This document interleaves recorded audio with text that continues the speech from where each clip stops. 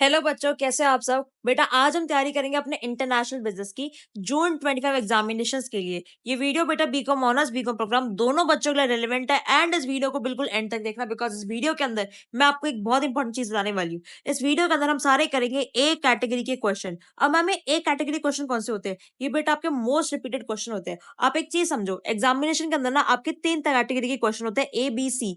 A category के वो question जो कि मोस्ट रिपीटेड क्वेश्चन होते हैं, एवरी टाइम हर बार आपसे पूछे जाते हैं। बी कैटेगरी के वो क्वेश्चन होते हैं जो कि लेस रिपीटेड होते हैं बट आपके एग्जामिनेशन में आने के उनकी लाइकली चांसेस है। लेस रिपीटेड क्वेश्चन है, कम रिपीट होते हैं पर आपके एग्जामिनेशन में आ सकते हैं। और सी कैटेगरी के वो क्वेश्चन होते हैं जो कि बिल्कुल न्यू क्वेश्चन होते हैं, जो कि आपने पहले नहीं पढ़े। एक तरीके से कह सकते हैं कि अपने वैल्यू बेस्ड क्वेश्चन होते हैं, एक तरीके से न्यू क्वेश्चन होते हैं। ठीक है, तो इस वीडियो के अंदर हम अपने रिपीटेड क्वेश्चन ए कैटेगरी के सारे क्वेश्चन को कवर करके चलेंगे। ये आपके बेटा मोस्ट रिपीटेड क्वेश्चंस है एग्जामिनेशन के, समझ रहे हो? तो ये वीडियो को एंड तक देखना ताकि आप एक कैटेगरी के सारे क्वेश्चन को कंप्लीट करोगे। यूनिट वाइज में आपको सारे क्वेश्चन बताऊंगी, एक ब्रीफ ओवरव्यू दूंगी कि वो कंसेप्ट आपका क्या कहता है, उस कंसेप्ट को आपको लिखना कैसे। हम वर्क किस पे करेंगे? हम बेटा वर्क करेंगे अपने कंसेप्ट के ऊपर, प्लस हम साथ में वर्क करेंगे उसकी प्रेजेंटेशन के ऊपर कि हमें काम कैसे करके देना है। चलो आ जाओ, सबसे पहले यूनिट नंबर 1 में। यूनिट नंबर 1 में सबसे पहला एक कैटेगरी का क्वेश्चन क्या कहता है? कहता है इंटरनेशनल बिजनेस का कंसेप्ट बताओ। इंटरनेशनल बिजनेस कहता क्या है, उसका कंसेप्ट बताओ। सिंपल सी चीज है, इंटरनेशनल बिजनेस के अंदर हम क्या करते हैं? इंटरनेशनल बिजनेस के अंदर मैम हम ट्रांसफर करते हैं। ट्रांसफर किस चीज का करता है? ट्रांसफर करते हैं गुड्स एंड सर्विसेज का, साथ साथ में उसकी टेक्नोलॉजी का, गुड सर्विस के साथ साथ में, और साथ में कैपिटल का। हम क्या करते हैं? अपने बिजनेस के ऑपरेशन को कंडक्ट करते हैं। तो ये सारे काम हम इंटरनेशनल बिजनेस के अंदर करते हैं। ठीक है, डन हो गया। अब इंटरनेशनल बिजनेस के अंदर हमारे क्या होते हैं? कुछ फीचर्स होते हैं कि हम इंटरनेशनल बिजनेस के थ्रू अगर अपने बिजनेस को इंटरनेशनली लेकर जा रहे हैं, इसका मतलब क्या? हम अपने बिजनेस की ट्रांजेक्शन को ऑल ओवर द वर्ल्ड करेंगे। पूरा पूरा आपने चैप्टर ही पढ़ लिया, पूरा पूरा अपने सिलेबस ही पढ़ लिया इंटरनेशनल बिजनेस के ऊपर, तो ये टॉपिक आप बहुत बहुत आसानी से लिख कर आ सकते हो। फीचर्स लिख देना, फैक्टर्स लिख देना कि इंटरनेशनल बिजनेस क्यों कर रहे हैं, ताकि ट्रांसपोर्टेशन कम्युनिकेशन में रेवोल्यूशन आया। आजकल के टाइम पे क्या हुआ है? ट्रांसपोर्टेशन में, कम्युनिकेशन में रेवोल्यूशन आया, तो आप इजी तरीके से चीजों को एक्सेस कर पा रहे हैं। ग्लोबल इंस्टीट्यूशन जो कि हमारे गैट है, जो कि हमारे क्या वर्ल्ड ट्रेड ऑर्गेनाइजेशन। एक रिक्वेस्ट आपसे, एक सिंपल सी रिक्वेस्ट ये है, मैं आपको क्वेश्चन करवा रही हूँ, क्वेश्चन समझा रही हूँ, जो भी मैं आपको वर्ड्स बोल रही हूँ एक साइड बाय साइड नोटबुक लेके चलो। मैं थोड़ा स्पीड में कराऊंगी आपको, आपको कुछ नहीं करना, आपको नोटबुक लेके चलनी है और साथ साथ में जो भी मैं आपको बता रही हूँ, स्क्रिबलिंग करवा रही हूँ, वो सारी स्क्रिबलिंग अपनी नोटबुक के साथ करते चले जाना। क्यों? देखो, एग्जामिनेशन के अंदर क्या पता कौन सी चीज कहाँ क्लिक कर जाए, समझ रहे हो? अगर आपने एक चीज ढंग से सुनी भी होती है ना, ठीक से, मैं जेन्युइनली इस चीज को बिलीव करती हूँ, अगर आपने शिद्दत से एक चीज सुनी भी है ना, आपको एग्जामिनेशन में पक्का याद आएगी ही आएगी। चलो ठीक है, इंटरनेशनल बिजनेस का कंसेप्ट आप खूब आसानी से अपने आप से लिख सकते हो। उसके बाद देखो मेन क्वेश्चन पे आओ, क्या कह रहे हैं? Factors that have contributed to the growth of international business. ऐसे कौन से फैक्टर है जिसने इंटरनेशनल बिजनेस की ग्रोथ के अंदर कंट्रीब्यूट किया? सबसे पहला फैक्टर क्या है बेटा आपका? Technology revolution. भाई टेक्नोलॉजी चेंज हुई, टेक्नोलॉजी क्या हुई? और इधर क्या है बेसिकली? Technology revolution.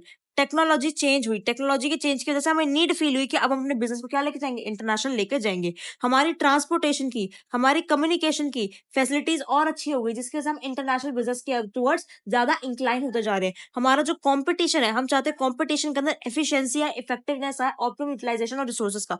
इसकी वजह से हम इंटरनेशनल लेकर जाना चाहते हैं। हम ग्लोबल मार्केटिंग अब ज्यादा कर रहे हैं, रिसर्च एंड डेवलपमेंट कर रहे हैं, जो कि अगेन एक फीचर है इंटरनेशनल बिजनेस का। और हमारे ग्लोबल इंस्टीट्यूशंस बन गए हैं, which is GATT, general agreement of trade and tariff, world trade organisation, international monetary fund. ये सारे इंस्टीट्यूशन हमें हेल्प करते हैं इंटरनेशनल बिजनेस करने के लिए। डन। इसके बाद आ जाओ नेक्स्ट क्वेश्चन पे, ग्लोबलाइजेशन का कंसेप्ट क्या कहता है? और वर्ल्ड जो है अब एक ग्लोबल विलेज बन रहा है, कैसे? ग्लोबलाइजेशन का कंसेप्ट क्या कहता है? कहते हैं सिंपल सी चीज, ग्लोबलाइजेशन के अंदर आप तीन चीजों पे फोकस करते हो। ग्लोबलाइजेशन में आप तीन चीजों पे फोकस करते हो, which is three eyes. Three eyes क्या क्या है बेटा? थ्री आईज है आपके इंटीग्रेशन। सबसे पहले आप क्या करते हो? इंटरेक्शन करते हो, इंटीग्रेशन करते हो। सबसे पहले क्या करते हो बेटा आप? सबसे पहले आप मैम इंटरेक्शन करते हो चीजों के साथ, फिर आप क्या करते हो? इंटीग्रेट करते हो चीजों को, इंटीग्रेशन। और थर्ड आई क्या है? थर्ड आई आप इंटरडिपेंडेंट बनते हो, इंटर डिपेंडेंट। थोड़ी सी राइटिंग हो सकता है जल्दबाजी में आपको उतनी अच्छे तरीके से स्मूथ ना चले जैसे रेगुलर नोट्स में चलती है। थोड़ा सा मैनेज कर लेना, बिकॉज हमें कम टाइम के अंदर अपनी मैक्सिमम कवरेज करके चलनी है। अगर मेरे वर्ड सुन भी लोगे, साथ साथ लिख रहे हो, तब आपको इस चीज में प्रॉब्लम नहीं आएगी। ठीक है, तो राइटिंग के लिए मत बोलना, बिकॉज मुझे कम टाइम में ज्यादा चीजें कवर करनी है, तो राइटिंग तो बेटा थोड़ी सी एडजस्ट कर लेना। डन। आगे चलो। ग्लोबलाइजेशन जो है, कह रहे हैं जो वर्ल्ड है अब एक ग्लोबल विलेज बनता हुआ जा रहा है। तो ग्लोबलाइजेशन क्या होता है? ग्लोबलाइजेशन लोगों के बीच में, पीपल, कंपनी, गवर्नमेंट के बीच में होता है। जिसका इफेक्ट क्या होता है? इसका इफेक्ट बेटा पड़ता है ग्लोबलाइजेशन का इन्वायरमेंट पे, पॉलिटिकल सिस्टम पे, ह्यूमन पे, सोसाइटी पे और इकोनॉमिक डेवलपमेंट पे। ठीक है? तो बेसिकली ये ग्लोबलाइजेशन है। अब इसके अंदर आपको ग्लोबलाइजेशन के फैक्टर एक्सप्लेन कर देना, एडवांटेज एक्सप्लेन कर देना, ग्लोबलाइजेशन के मोटिव्स क्या है वो एक्सप्लेन कर देना। आपका जो मन करे आप ग्लोबलाइजेशन का एक्सप्लेन कर सकते हो, उसके बेनिफिट, उसके लिमिटेशन, उसके फीचर, उसके इम्पैक्ट, बहुत चीजें ग्लोबलाइजेशन में एक्सप्लेन करने का, आप सारी चीजें एक्सप्लेन कर सकते हो। फिर क्वेश्चन आता है उसके ड्राइवर्स क्या है और एलिमेंट्स क्या है और उसके मोटिव्स क्या है। ग्लोबलाइजेशन के ड्राइवर्स क्या है? सिंपल चीज, सबसे पहले ग्लोबलाइजेशन किस वजह से आया, क्या फोर्स था उसका जिसकी वजह से ग्लोबलाइजेशन नीड हुई? टेक्नोलॉजी रेवोल्यूशन, टेक्नोलॉजी में चेंज आया, टेक्नोलॉजी एनहांस हुई जिसकी वजह से ग्लोबलाइजेशन आया। उसकी वजह से उसके बाद ट्रेड फ्लोज, ट्रेड हमारे बहुत ज्यादा बढ़ गए, डाइवर्सिफाई करना चाहते थे हमारे ट्रेड को जिसकी वजह से ग्लोबलाइजेशन आया। कैपिटल का फ्लो, अब क्या होगा, काफी ज्यादा इन्वेस्टमेंट, एफडीआई आपने कंसेप्ट पढ़ा था, foreign direct investment, foreign portfolio investment बढ़ गई जिसकी वजह से कंपनी जो है ग्लोबलाइज होने लग गई। फैक्टर की मोबिलिटी जो थी वो easy information, easy transmission of information, knowledge और इंडिविजुअल होने लगा, जो फैक्टर हमारे इजिली मोबाइल होने लग गए जिसकी वजह से ग्लोबलाइजेशन हुआ। डन। इसके बाद ड्राइवर्स हो गए, एलिमेंट्स, ग्लोबलाइजेशन के एलिमेंट्स क्या क्या होते हैं बेटा? देख, एलिमेंट्स ही उसके कंपोनेंट्स एक तरीके से आप बता सकते हो कि ग्लोबलाइजेशन के एलिमेंट्स। उसके बाद बताओगे आप क्या? ग्लोबलाइजेशन एलिमेंट्स पर मोटिव, ग्लोबलाइजेशन आया क्यों? टेक्नोलॉजिकल चेंजेस आए, इकोनॉमीज ऑफ स्केल बढ़ जाए, डिफरेंस जो था टैक्स सिस्टम के हिसाब से कि भाई हमारा इंडिया का अगर टैक्स सिस्टम अच्छा है, कंसेशन बेसिस पे सब्सिडीज टैक्सेस वगैरह मिल रहे हैं, तो एफडीआई को इंटरेक्ट करता है, ज्यादा प्रोटेक्शनिज्म नहीं हो रहा, मतलब बेसिकली हम एक तरीके से टैरिफ वगैरह, इंपोर्ट ड्यूटी वगैरह नहीं लगा रहे, तो ग्लोबलाइजेशन एनकरेज होगा। कंपटीशन जो है वो अच्छा है, तो बेसिकली डेमोग्राफी, हमारे इंडिया के अंदर लार्ज पॉपुलेशन है, लार्ज कंज्यूमर बेस है, अगर डेमोग्राफी अच्छी है तो वो भी हमारा मोटिव है एक ग्लोबलाइजेशन का। देन ग्लोबलाइजेशन का इम्पैक्ट क्या हुआ? ग्लोबलाइजेशन का इम्पैक्ट क्या है? आपकी जो ग्लोबल मार्केट है एक ह्यूज मार्केट प्लेस बन गई। आपकी जो ग्लोबल मार्केट है वो क्या बन गई? एक ह्यूज मार्केट प्लेस बन गई। आपके टेक्नोलॉजिकल इम्पैक्ट आया कि आपके जो ट्रेडमार्क्स प्रोडक्ट जो था वो ज्यादा अच्छे तरीके से आप उसको यूटिलाइज कर सकते हो। ठीक है? आपके कॉर्पोरेशन में चेंज आया विच इज मल्टीनेशनल कॉर्पोरेशन थे वो ज्यादा बढ़ गए, एम्प्लॉयमेंट बढ़ गई, लोगों का स्टैंडर्ड ऑफ लिविंग बढ़ गया जिसकी वजह से पॉवर्टी डिक्लाइन होगी। क्यों? क्योंकि एफडीआई आई, एफडीआई की वजह से पॉवर्टी जो है वो कम हो गई। ठीक है? उसके बाद एम्प्लॉयमेंट जनरेशन हुआ, टेक्नोलॉजिकल इम्पैक्ट हुआ और हमारे ग्लोबल इंस्टीट्यूशंस बन गए which is are international monetary fund, WTO. तो ये सारे ग्लोबलाइजेशन के इम्पैक्ट थे। ग्लोबलाइजेशन की वजह से क्या क्या हुआ? अब क्वेश्चन बेटा क्या आता है? क्वेश्चन आपका आता है इंटरनेशनल बिजनेस और डोमेस्टिक बिजनेस के बीच में डिफरेंस क्या होता है? इंटरनेशनल बिजनेस और डोमेस्टिक बिजनेस के बीच में डिफरेंस क्या होता है? सबसे पहला डिफरेंस, आज मैं इसी पे लिखती हूँ आपको। इंटरनेशनल बिजनेस, कौन सा क्वेश्चन है ये बेटा? आपका क्वेश्चन है international business domestic, question number 6। ठीक है, आ जाओ। इन दोनों के बीच में डिफरेंस क्या आता है? सबसे पहला डिफरेंस बेटा आपका निकल कर आता है mobility of labour and capital. Domestic में आप लेबर और कैपिटल को इजीली मूव करवा सकते हो। इंटरनेशनल बिजनेस के अंदर आप क्या करते हो? फैक्टर्स की, लेबर कैपिटल की मोबिलिटी इतनी इजीली नहीं हो पाती। डोमेस्टिकली आप अगर इंडिया के एक दिल्ली में बैठे हो, आपको बैंगलोर लोग चाहिए तो आपके इजीली करवा सकते हो, बैंगलोर लोग आ सकते हैं, हाँ मैम आ सकते हैं। पर अगर आप दिल्ली में बैठे हो, आपको यूएस लोग चाहिए तो क्या इजीली मोबाइल इतना हो पाएगा? नहीं, वीजा चाहिए, ये चाहिए, फलाना चाहिए, ढिमकाना चाहिए, बहुत चीजें चाहिए होती है। तो फैक्टर और कैपिटल इजीली मोबाइल इतनी नहीं हो सकती। ठीक है? क्यों? क्योंकि होता है लोग के अंदर पैट्रिज्म कि भाई हम अपना देश छोड़ के बाहर के लोगों के लिए काम क्यों करें। एक तो वो फीलिंग हो सकती है। ठीक है? पैट्रिज्म की फीलिंग, उसकी वजह से। उसके बाद सेकंड फैक्टर क्या दोनों के बीच में? Different monetary setup, different monetary setup. कह रहे हैं एक सिंगल करेंसी जो है वो मीडियम ऑफ एक्सचेंज है एक कंट्री के अंदर। अब इंडिया के अंदर रुपी चलता है, एक सिंगल करेंसी है, तो इजीली हमारा ट्रेड जो है फैसिलिटेट हो जाता है, हम इंटरनली अपने गुड्स और सर्विस को इजीली ट्रेड कर पाते हैं। पर इंटरनेशनल ट्रेड के अंदर हमें एक से ज्यादा करेंसी की रिक्वायरमेंट होती है उस ट्रेड को सेटल करने के लिए। अगर इंडिया से इंपोर्ट करे तो उसको डॉलर की रिक्वायरमेंट है पेमेंट करने के लिए। तो जो एक्सचेंज रेट है वो काफी ज्यादा फ्लक्चुएशन से डील करता है। आपको भी पता है कि जो एक्सचेंज रेट है काफी ज्यादा फ्लक्चुएशन से डील करता है। तो डिफरेंट मॉनेटरी सेटअप है कि इंडिया का सेटअप इजी है, ट्रेड इजी हो जाएगा बिकॉज एक सिंगल करेंसी में हम डील कर रहे हैं। इंटरनेशनली हम काफी सारी करेंसीज में डील कर रहे हैं तो उनका जो सेटअप है वो मुश्किल, थोड़ा डिफिकल्ट टास्क होता है। देन इसके बाद आता है बेटा आपका डिफरेंट फिस्कल पॉलिसीज। क्या आता है? डिफरेंट फिस्कल पॉलिसीज, जो आपकी फिस्कल पॉलिसीज है दोनों में अलग अलग है। विद इन द कंट्री हमारी पॉलिसी जो है with respect to spending, with respect to taxation same है। अगर इनकम टैक्स की स्लैब हमारे लिए कुछ है तो पूरी कंट्री के लिए वो सेम ही रहेगी, हाउएवर वो डिफरेंट होगी यूएस की स्लैब से। तो डिफरेंट फिस्कल पॉलिसीज होती है within the country, intra country same रहती है, इंटर कंट्री जब कहते हैं तब वो डिफरेंट हो जाती है, जिसकी वजह से हमारे जो फॉरेन एक्सचेंज ट्रांजेक्शन है उसके ऊपर इंपैक्ट पड़ता है। अगर हमारी पॉलिसी फेवरेबल है हमारा इंट्रा ट्रेड ज्यादा होगा, पर अगर हम यूएस के कंपेरिजन में देखें तो अगर यूएस की पॉलिसी अनफेवरेबल है इंडिया के लिए तो हमारा ट्रेड उतना अच्छा नहीं बन पाएगा। फिर हम फैक्टर कौन सा देखते हैं, हम फैक्टर देखते हैं बेटा अपना किसका, प्रोडक्शन कॉस्ट का। हम देखते हैं कि कॉस्ट कहाँ पे ज्यादा कम आ रही है, कॉस्ट कहाँ पे ज्यादा कम आ रही है। एक आइटम को बनाने की कॉस्ट जो है अगर सेम इंडस्ट्री में हम बनाएंगे, एक सेम कंट्री के अंदर बना रहे हैं उसकी कॉस्ट, वेराइज अगर हम दो कंट्री के बीच में बना रहे हैं उस कॉस्ट को तो उसकी कॉस्ट कैसे डिफरेंट है। उनके कॉस्ट के अंदर मेजरली डिफरेंस आएगा किसके बीच में, social security law, wage rate and taxes. वहां के देशों के लोगों के जो टैक्सेस है वो अलग टाइप से कटते होंगे, अलग रेट पे कटते होंगे, यहाँ पे इंडिया में अलग रेट पे कटते हैं। वहां के सिक्योरिटी लॉ अलग है, यहाँ के सिक्योरिटी लॉ अलग है। वहां का wage rate, minimum wage system अलग होगा, यहाँ का मिनिमम वेज सिस्टम अलग होगा। तो आपको देखना है कि प्रोडक्शन कॉस्ट के अंदर जहां पे जिस एरिया में जिस कंट्री में सबसे कम प्रोडक्शन कॉस्ट आ रही हो आपको वहां पे अपना एस्टैब्लिश करना है, चाहे वो डेवलपिंग कंट्री हो चाहे वो डेवलप कंट्री हो। हेंस लेबर इंटेंसिव आइटम जितनी भी होती है वो प्रोड्यूस होती है एक डेवलप कंट्री के अंदर as much cost more than the developing country. Simple सी चीज ये कह रहे हैं कि अगर आप लेबर इंटेंसिव कोई भी काम करवाना चाहते हो तो डेवलप्ड नेशन में ज्यादा कॉस्टिंग पड़ेगी with respect to developing nation. Developing में फिर भी इंडिया डेवलपिंग है, चीप लेबर मिलती है, यहाँ पे यूएसए डेवलप हो चुका तो वहां पे स्किल्ड लेबर मिलेगी, हाई प्राइस में मिलेगी। देन उसके बाद उसके बाद क्या है, प्रोडक्ट इमोबिलिटी। सीधी सी बात क्या है, आपका प्रोडक्ट जो है कितना ज्यादा मोबाइल है, आपको ये चीज इंश्योर करनी चाहिए। प्रोडक्ट इमोबिलिटी, अगर आपका वेल डिजाइन सिस्टम है ट्रांसपोर्टेशन का तो इजीली आप अपने गुड्स की मूवमेंट, सर्विस की मूवमेंट कर सकते हो मिनिमल कॉस्ट पे। पर इंटरनेशनल ट्रेड के अंदर डिस्टेंस ज्यादा हो जाता है, इसके बाद क्या होता है कि आपको डिस्टेंस ज्यादा होने की वजह से आपको जो मोबिलिटी है वो इतनी इजीली तरीके से नहीं हो पाती है। ठीक है, उसके बाद लास्ट क्या है आपका, कह रहे हैं आपको डिफरेंट मार्केट कंसिडरेशन। मार्केट के अंदर अलग अलग कंसिडरेशन होती है, कुछ लोगों का परसेप्शन कुछ होता है, कुछ लोगों का परसेप्शन कुछ होता है। तो जो डिमांड पैटर्न है दोनों कंट्रीज के बीच में और डिफरेंट होता है। फॉर एग्जांपल इंडिया में साड़ी की डिमांड ज्यादा है, क्या वेस्टर्न कल्चर में कोई साड़ी पूछता है, नहीं पूछते। तो डिफरेंट मार्केट कंसिडरेशन और लोगों की कस्टमर की जो रिक्वायरमेंट्स है, जो परसेप्शन है, जो उनको चाहिए रिक्वायरमेंट्स है वो डिफरेंट होती है, जिसकी वजह से वो अगेन हमारा डिफरेंस आता है किसके बीच में, इंटरनेशनल बिजनेस और डोमेस्टिक बिजनेस के बीच में। डन हो गया, चलो यही आपको एक्सप्लेन करना था। इसके बाद आ जाओ, इसके बाद कह रहे हैं different modes of entry in the international form, international business form, merits और डीमेरिट्स साथ साथ में बताते हुए चलो। तो वैसे कौन कौन से फॉर्म है जिसके थ्रू हम इंटरनेशनल फॉर्म के अंदर एंट्री ले सकते हैं, इंटरनेशनल बिजनेस फॉर्म में एंट्री ले सकते हैं, उसके क्या मेरिट्स है और क्या डीमेरिट्स है। सबसे पहले समझो कौन सा क्वेश्चन है, ये क्वेश्चन होगा बेटा 7, क्वेश्चन नंबर 7। सबसे पहले आपको क्या करना चाहिए बेटा, आपको कॉन्ट्रैक्चुअल एंट्री मोड रखना चाहिए, contractual entry mode. Contractual entry mode क्या होता है, इस एंट्री मोड के थ्रू आप क्या कर सकते हो, एंट्री कर सकते हो इंटरनेशनल बिजनेस के अंदर।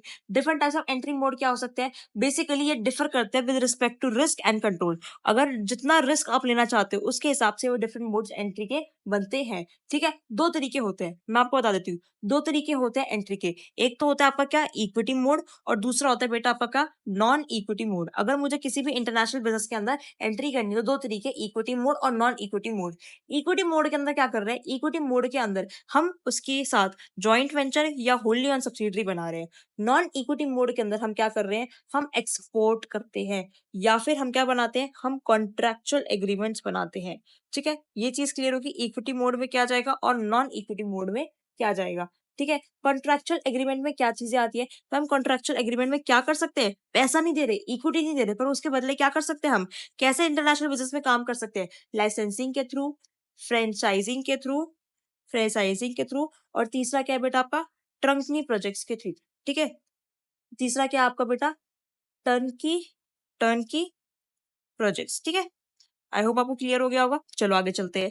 इसके बाद different problems face by the company while expanding their business overseas. अगर एक कंपनी को अपने बिजनेस को ओवरसीज एक्सपैंड करना है, तो ऐसे कौन कौन से डिफरेंट प्रॉब्लम्स है जो वो फेस करेगी। अगर मुझे अपने बिजनेस को एक्सपैंड करना है, तो मैं कौन कौन सी प्रॉब्लम्स को फेस करूंगी, different problems face by the company. और कैसे पूछा जा सकता है क्वेश्चन, की challenges associated with the globalisation of MNC.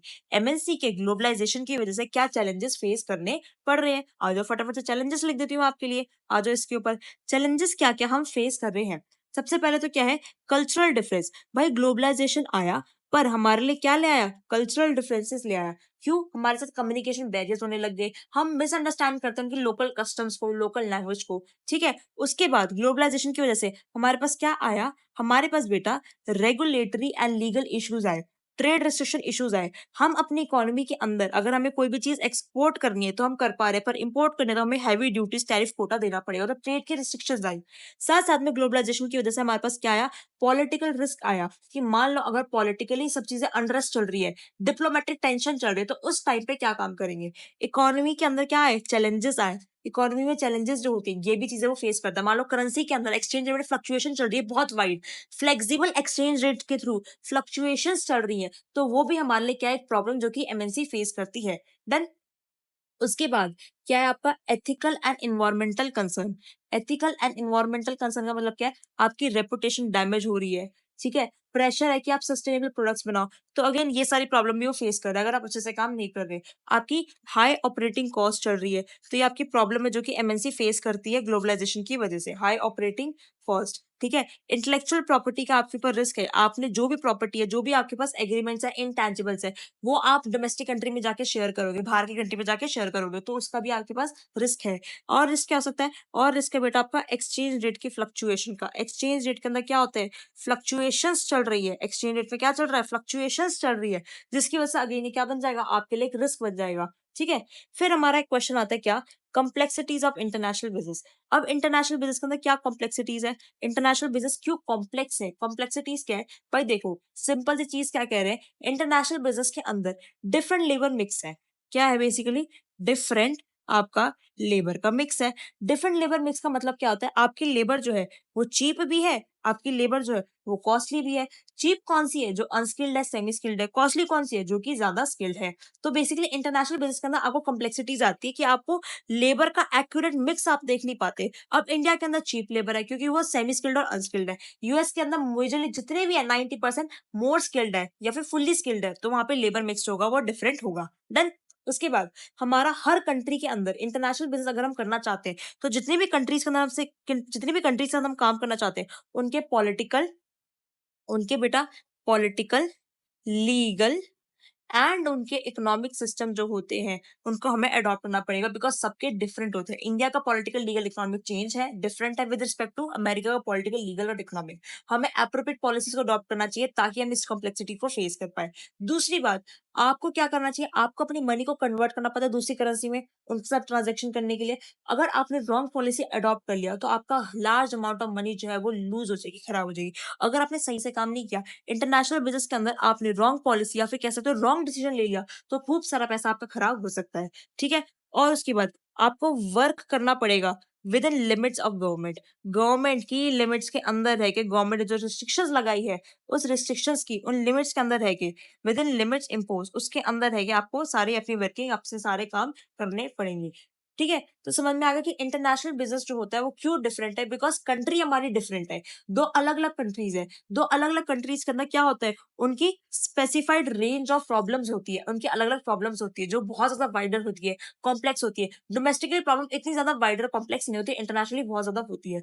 आप ऑपरेट करते हो इंटरनेशनल ट्रेड में, इंटरनेशनल इन्वेस्टमेंट इन्वायरमेंट के अंदर। इंटरनेशनल बिजनेस आपकी फॉरेन एक्सचेंज मार्केट के ऊपर फोकस करता है, आपकी ग्लोबल मॉनेटरी सिस्टम के ऊपर फोकस करता है, जो कि वर्ल्ड लार्जेस्ट फाइनेंशियल मार्केट माना जाता है एक्सचेंज रेट की मार्केट को, इस पर फोकस करता है। डोमेस्टिकली इतनी प्रॉब्लम हमें फेस अप नहीं होती है। Then, तो बस यही आपके सिंपल से थोड़े बहुत क्वेश्चन थे। 9 क्वेश्चन आपको बताया था यूनिट 1 के, और ए कैटेगरी के सारे क्वेश्चन है। सुन रहे हो, फिर से बता रही हूँ, सारे के सारे आपके ए कैटेगरी के क्वेश्चन है, सब चीजें बढ़िया तरीके से है। ठीक है, अब बेटा आगे चलेगा यूनिट 2 पे, पर यूनिट 2 पे चलने से पहले आपको फटाफट से इस सेमेस्टर 4 की कम्युनिटी को स्कैन करके आपको इसके अंदर जॉइन होना है। इसका लिंक आपको डिस्क्रिप्शन के अंदर मिल जाएगा और फटाफट से इस कम्युनिटी को आप स्कैन कर लो, जॉइन कर लो, बिकॉज़ इसका जो भी इंपॉर्टेंट स्टडी मटेरियल वगैरह होगा टाइमली बेसिस पे आपको अपडेट कर दिया जाएगा। इंपॉर्टेंट वीडियोस जो भी यूट्यूब पे आने वाली है वो भी आपको अपडेट मिल जाएगा और जितना भी स्टडी मटेरियल रेलेवेंट चीज़ है आपको सब मिलती रहेंगी। सेकंड चीज़ बेटा मैंने ब्रह्मास्त्र के अंदर आपको टाइप ए, बी, सी जिस बच्चे का टारगेट है कि मैम मेरे को 90 प्लस स्कोर करके आने हैं, जिस बच्चे का टारगेट है कि मैम मुझे 90 प्लस स्कोर करके आने हैं, वो ब्रह्मास्त्र के अंदर जाके अपना इंटरनेशनल बिजनेस कर सकता है। उसको important question list, handwritten notes और साथ साथ में उसको ये वीडियो लेक्चर भी मिल जाएंगे जिसके अंदर मैंने डिटेल में कैटेगरी ए, बी, सी तीनों करवाई है। ठीक है, तो जिस बच्चे का टारगेट वो है वो बच्चा पूरा करके जाएगा। डिटेल एक्सप्लेनेशन में सब चीजें उसको मैंने कवर करा रखी है। इसका भी लिंक आपको डिस्क्रिप्शन में मिल जाएगा। फटाफट से चलते हैं अपने यूनिट नंबर 2 पे टाइम वेस्ट करे बिना। ठीक है, 1 सेकंड का टाइम लेना है, पॉज लेना तो ले लो। फटाफट से यूनिट 2 पे चलते हैं बिकॉज लिमिटेड टाइम में मैक्सिमम कवरेज हमें करके दिखानी है। ठीक है, उसके बाद how political and economic environment impact the international business. Political और इकोनॉमिक एनवायरनमेंट जो है वो इंटरनेशनल बिजनेस को कैसे इम्पैक्ट करता है, कंपनी उसको कैसे रिजॉल्व कर सकती है और उसके कंपोनेंट्स क्या है इकोनॉमिक एनवायरनमेंट के। कंपोनेंट्स क्या है इकोनॉमिक एनवायरनमेंट के, सबसे पहले समझो इकोनॉमिक एनवायरनमेंट के कंपोनेंट्स क्या होते हैं। इकोनॉमिक एनवायरनमेंट के अंदर बेसिकली तीन तीन टाइप ऑफ इकोनॉमिक सिस्टम हमारे चल रहे होते हैं। कौन कौन सी तीन टाइप ऑफ इकोनॉमिक सिस्टम हमारे चल रहे होते हैं, आ जाओ इसके ऊपर। यूनिट 2 पे इकोनॉमिक सिस्टम्स, तीन टाइप के इकोनॉमिक सिस्टम तुम्हारे चल रहे होते हैं। कौन कौन सी, एक मैम होती है मेरी मार्केट इकोनॉमी जिसके अंदर जो प्राइस होता है वो मार्केट की डिमांड सप्लाई के बेसिस पे चेक किया जाता है, बनाया जाता है। फिर होती है दूसरी कमांड इकोनॉमी जिसके अंदर गवर्नमेंट का रोल होता है, गवर्नमेंट इसको रेगुलेट करके चलती है। और तीसरी जो कि इंडिया के अंदर प्रिवेल करती है वो होती है बेटा मिक्स इकोनॉमी जिसके अंदर गवर्नमेंट की इंटरवेंशन और मार्केट की इकोनॉमी दोनों होती है। मार्केट इकोनॉमी और कमांड इकोनॉमी दोनों का मिक्सचर होता है किसके अंदर, मिक्स इकोनॉमी के अंदर। जिसके अंदर क्या होता है, जो इकोनॉमी है वो प्राइवेटली ओन्ड होती है और फ्री मार्केट मैकेनिज्म इसके अंदर फॉलो करा जाता है, जबकि कुछ जो स्पेसिफिक सेक्टर होते हैं वो गवर्नमेंट के पास होते हैं। इस इकोनॉमिक सिस्टम के अंदर क्या होता है, जो ओनरशिप होती है वो बेसिकली प्राइवेट के पास भी होती है और गवर्नमेंट के पास भी होती है। ठीक है, अब वो ये बोल रहे थे कि पॉलिटिकल एनवायरनमेंट क्या होता है। पॉलिटिकल एनवायरनमेंट पूछा था कि पॉलिटिकल एनवायरनमेंट और इकोनॉमिक एनवायरनमेंट क्या होता है। तो इकोनॉमिक एनवायरनमेंट तो मैंने बता दिया कि इकोनॉमिक एनवायरनमेंट जो इकोनॉमी से रिलेट करता है और उसके तीन इकोनॉमिक सिस्टम्स होते हैं। उसके बाद बात करते हैं बेटा पॉलिटिकल एनवायरनमेंट की। हर कंट्री के अंदर एक पॉलिटिकल एनवायरनमेंट होता है, वो उसका इंटरनल फैक्टर और एक्सटर्नल फैक्टर दोनों होता है। तो पॉलिटिकल एनवायरनमेंट मतलब उसका पॉलिटिकल मतलब बेसिकली ऐसा पॉलिटिकल क्लाइमेट कैसा है, कितनी स्टेबिलिटी है, कोई डिप्लोमेटिक टेंशन तो नहीं चल रही है उसके अंदर, उसका लीगल फ्रेमवर्क कैसा है, उसका कॉन्स्टिट्यूशन कैसा है, वो कैसे हमारे बिजनेस की ग्रोथ में हमको हेल्प कर सकते हैं, क्या वो कंट्री डेमोक्रेटिक है कि नहीं है, क्या वो टू पार्टी कंट्री है या फिर वो डिक्टेटरशिप की कंट्री है, मतलब वहां पे मोनार्क रूल करता है या फिर फ्रीडम है, डेमोक्रेसी है, वो क्या है। तो वो सब चीजें हम ध्यान में रखते हैं ताकि उसके बेसिस पे ही हमारा प्राइस फिक्स होता है। डन। अब एरियाज जहाँ पे पॉलिटिकल फैक्टर्स जो है वो इन्फ्लुएंस करते हैं मल्टीनेशनल कॉर्पोरेशन को, सबसे पहले तो सिंपल सी चीज किसके ऊपर, रेगुलेटरी फ्रेमवर्क के ऊपर, कि उनका रेगुलेटरी फ्रेमवर्क क्या कहता है, कितना डिग्री ऑफ कंट्रोल वो एमएनसी के ऊपर रखना चाहते हैं, डिग्री ऑफ कंट्रोल। सेकंड क्या है, डिग्री ऑफ कंट्रोल, ये कितना कंट्रोल वो एमएनसी के ऊपर रखना चाहते हैं, कितने एक्सटेंट तक वो पॉसिबल लॉसेस के लिए इंश्योरेंस जो है वो नेसेसरी करते हैं। इंसिडेंस क्या है स्ट्राइक का और टेररिज्म का, कि आपकी कंट्री के अंदर अगर हम काम कर रहे हैं तो कहीं वर्कर स्ट्राइक कर दे या कोई टेररिज्म जैसा खतरा तो नहीं है, तो वो सब चीजें हैं। किन एरिया से पॉलिटिकल डिसीजन मेकिंग करता है भाई, सब एरियाज पे, डिफेंस पे, इमिग्रेशन पे, एग्रीकल्चर पे, फूड पे, सेंट्रल पे। जब निर्मला सीतारमन जी आती है अपनी बजट स्पीच को लेके तो वो किस पॉलिटिकल वे में किस चीज के ऊपर फोकस करती है, मैम वो बिजनेस के हर सेक्टर के, इंडस्ट्री के हर सेक्टर के बारे में बात करती है। तो बस इन सब चीजों के ऊपर बात करते हैं। अगर कोई आपसे पूछे कि पॉलिटिकल डिसीजन मेकिंग किस बिजनेस के ऊपर होती है, सब बिजनेस में होती है बेटा, कोई ऐसा स्पेसिफिक रीजन बिजनेस नहीं है। फिर इसके साथ एसोसिएट होता है मेरा पॉलिटिकल रिस्क। पॉलिटिकल रिस्क किस वजह से होता है, करेंसी की फ्लक्चुएशन की वजह से और इंटरनेशनल ट्रेड लॉस की वजह से। पॉलिटिकल रिस्क जो होता है वो मेरा होता है, क्यों होता है, अनस्टेबल गवर्नमेंट है, इकोनॉमीज जो है, नेशंस जो है मेरे थ्रेटेंड है, बेसिकली डाइवर्स प्रॉब्लम है, तो मेरा पॉलिटिकल रिस्क जो होता है उससे वजह से अराइज होता है। जैसे कि आजकल क्या हो रहा है, तो चाइना है, चाइना ने बेसिकली क्या किया है, अपनी जो मिलिट्री है और फॉरेन पॉलिसी है वो साउथ चाइना सी पे डिवोट कर दी है, जिसकी वजह से वहां पे बहुत ज्यादा पॉलिटिकल टेंशन जो है वो क्रिएट हो रही है। अनदर एग्जांपल क्या है, रीसेंट अटैक जो हुए थे ऑयल फैक्ट्रीज में सऊदी अरब में, सऊदी अरब की ऑयल फैक्ट्रीज के अंदर क्या हुआ था, रीसेंट अटैक्स वगैरह होने लग गए थे और ऑयल प्राइसेस जो थे वो 5% से ज्यादा बढ़ चुके थे, जिसकी वजह से उनकी सप्लाई जो थी वो इंटरसेप्ट हो गई और इंटरनेशनल बिजनेस में उसका इफेक्ट आया। डन। अब क्वेश्चन हमारा आगे कंटिन्यू कर रहा था कि कंपनी कैसे रिजॉल्व करेगी। कंपनी बेटा रिस्क एनालिसिस करेगी, एक मार्केट में एंटर होने से पहले वो क्या करेगी, रिस्क एनालिसिस करेगी, डाइवर्सिफाई करेगी अपने आप को, गवर्नमेंट के रिलेशन के हिसाब से अपने आप को एंगेज करेगी, लोकल लोगों के साथ क्या करेगी, अपनी पार्टनरशिप स्टैब्लिश करेगी ताकि कभी भी कोई भी प्रॉब्लम डिफिकल्टी आए तो लोकल लोग मेरी हेल्प कर दे। फ्लेक्सिबल करेगी अपनी बिजनेस की स्ट्रेटेजीज को, ताकि जब भी कोई चीज हमें अडेप्ट करनी हो तो हम फ्लेक्सिबल रहे। अपने फाइनेंशियल रिस्क को वो हेज करके चलेगी, ताकि कैसे, फ्यूचर्स एंड ऑप्शन का यूज करके। और कॉर्पोरेट सोशल रिस्पॉन्सिबिलिटी सीएसआर की एक्टिविटीज वो करेगी, सिंपल चीज है। उसके बाद कह रहे डिफरेंट, आगे क्या है, आगे कंपोनेंट्स ऑफ इकोनॉमिक करा दिया, कैसे कंपनी रिजॉल्व करेगी करा दिया, पॉलिटिकल इकोनॉमिक इम्पैक्ट मैंने आपको करवा दिया, ठीक है, डन है। इसके बाद different elements of cultural environment which have an impact on the international business. Cultural environment के डिफरेंट डिफरेंट एलिमेंट्स या फिर कल्चरल एनवायरनमेंट क्या होता है वो बताते हैं। कल्चरल एनवायरनमेंट के डिफरेंट एलिमेंट्स में क्या है और कैसे ये इम्पैक्ट करता है, इसको और कैसे पूछा जा सकता है, इसको पूछा जा सकता है dimensions of cultural environment, dimensions of cultural environment से। तो अगर मैं आपको डायमेंशन की बात करूं, सबसे पहला बात आती है आपकी सोशल कल्चर की। सोशल कल्चर का मतलब क्या होता है, इसके अंदर दो चीजें आती है। दो चीजें क्या है, इंडिविजुअलिज्म, इंडिविजुअलिज्म, ठीक है, और दूसरा ग्रुप। सोशल कल्चर के अंदर आप देखते हो कि आप एज अ इंडिविजुअल काम करने में ज्यादा इंटरेस्टेड हो। इसका मतलब क्या है, आप इंडिविजुअल अचीवमेंट में ज्यादा फोकस करोगे, आप नए नए तरीके ढूंढोगे काम करने के लिए। बट आपको टीम बिल्ड करना है, कलेक्टिव टास्क करना आपके लिए डिफिकल्ट हो सकता है। ग्रुप का मतलब क्या होता है, आप म्यूचुअल कंसेंट के साथ सेल्फ हेल्प लेके, कलेक्टिव एक्शन करके, म्यूचुअल सेल्फ हेल्प लेके ग्रुप अचीवमेंट पे ध्यान दोगे, पर इसके अंदर आप एंटरप्रेन्योरशिप एक्टिविटीज नहीं कर पाओगे। सोशल कल्चर हो गया। उसके बाद सेकंड उसकी डायमेंशन क्या है, रिलीजन। भाई अलग अलग लोगों का अलग अलग रिलीजन होता है, तो रिलीजन के हिसाब से उनके शेयर्ड बिलीव्स एंड एटीट्यूड्स होने चाहिए। थर्ड क्या आपका, पॉलिटिकल फिलोसफी। थर्ड क्या है बेटा आपका, पॉलिटिकल फिलोसफी, की आपको सब चीजों की रिस्पेक्ट करनी चाहिए, आपको होमोजेनिटी रहनी चाहिए, आप किसी भी चीज की इंफीरियरिटी सुपीरियरिटी नहीं डिक्लेयर करोगे, आप सब चीजों को रिस्पेक्ट करके चलोगे। देन फिर उसके बाद आता है अपना इकोनॉमिक फिलोसफी। इकोनॉमिक फिलोसफी बेटा बात करता है लैंग्वेज की। फिलोसफी बेटा बात करता है लैंग्वेज की। अब लैंग्वेज दो तरीके से हो सकती है, या तो लैंग्वेज आपकी स्पोकन होगी या फिर लैंग्वेज आपकी क्या होगी, अनस्पोकन होगी। स्पोकन लैंग्वेज का मतलब क्या होता है, बेसिकली ऐसी लैंग्वेज जो कि वाइडली यूज करी जा रही है, जैसे कि इंग्लिश होगी, फ्रेंच होगी, चाइनीज होगी, ये ऐसी लैंग्वेज जो कि वाइडली यूज करी जा रही है। अब इंटरनेशनल बिजनेस के अंदर हम क्या कर रहे हैं, हम लोकल लैंग्वेज का यूज कर रहे हैं, जिसकी वजह से हमारी ट्रांसलेशन के अंदर ब्लंडर्स हो सकते हैं। इसका बहुत अच्छा एग्जाम्पल क्या है, इसका बहुत अच्छा एग्जाम्पल क्या है, बेसिकली हम कोई भी वर्ड यूज कर रहे हैं, जैसे कि वर्ड यूज कर रहे हैं नोवा।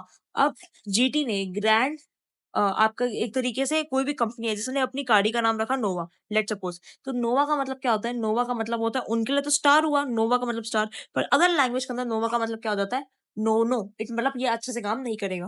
अनस्पोकन लैंग्वेज का मतलब क्या होता है, जैसे कि आपने कहीं पे थम्स अप दिखाया था, अमेरिका में थम्स अप का मतलब है ऑल राइट, वेरी गुड, पर अगर आपने वही थम्स अप जो है वो ग्रीस में जाकर दिखाया, इसका मतलब क्या, ऑब्सीज, गलत चीज है, बहुत बेकार। तो हो सकता है कि आपकी इकोनॉमिक फिलोसफी के अंदर जो स्पोकन और अनस्पोकन लैंग्वेज है उसकी जैसे एम्बिग्यूटी निकल कर आए। और लास्ट क्या आपका, एजुकेशनल, फॉर्मल एजुकेशन। आपको बेसिकली पता होना चाहिए कि आपका किस टाइप का प्रोडक्ट है जो कि आपकी कंट्री के अंदर सेल करना है, इस चीज की आपको पूरी की पूरी एजुकेशन होनी चाहिए कि आपका क्या प्रोडक्ट है और आप इसको कैसे बेचोगे। डन।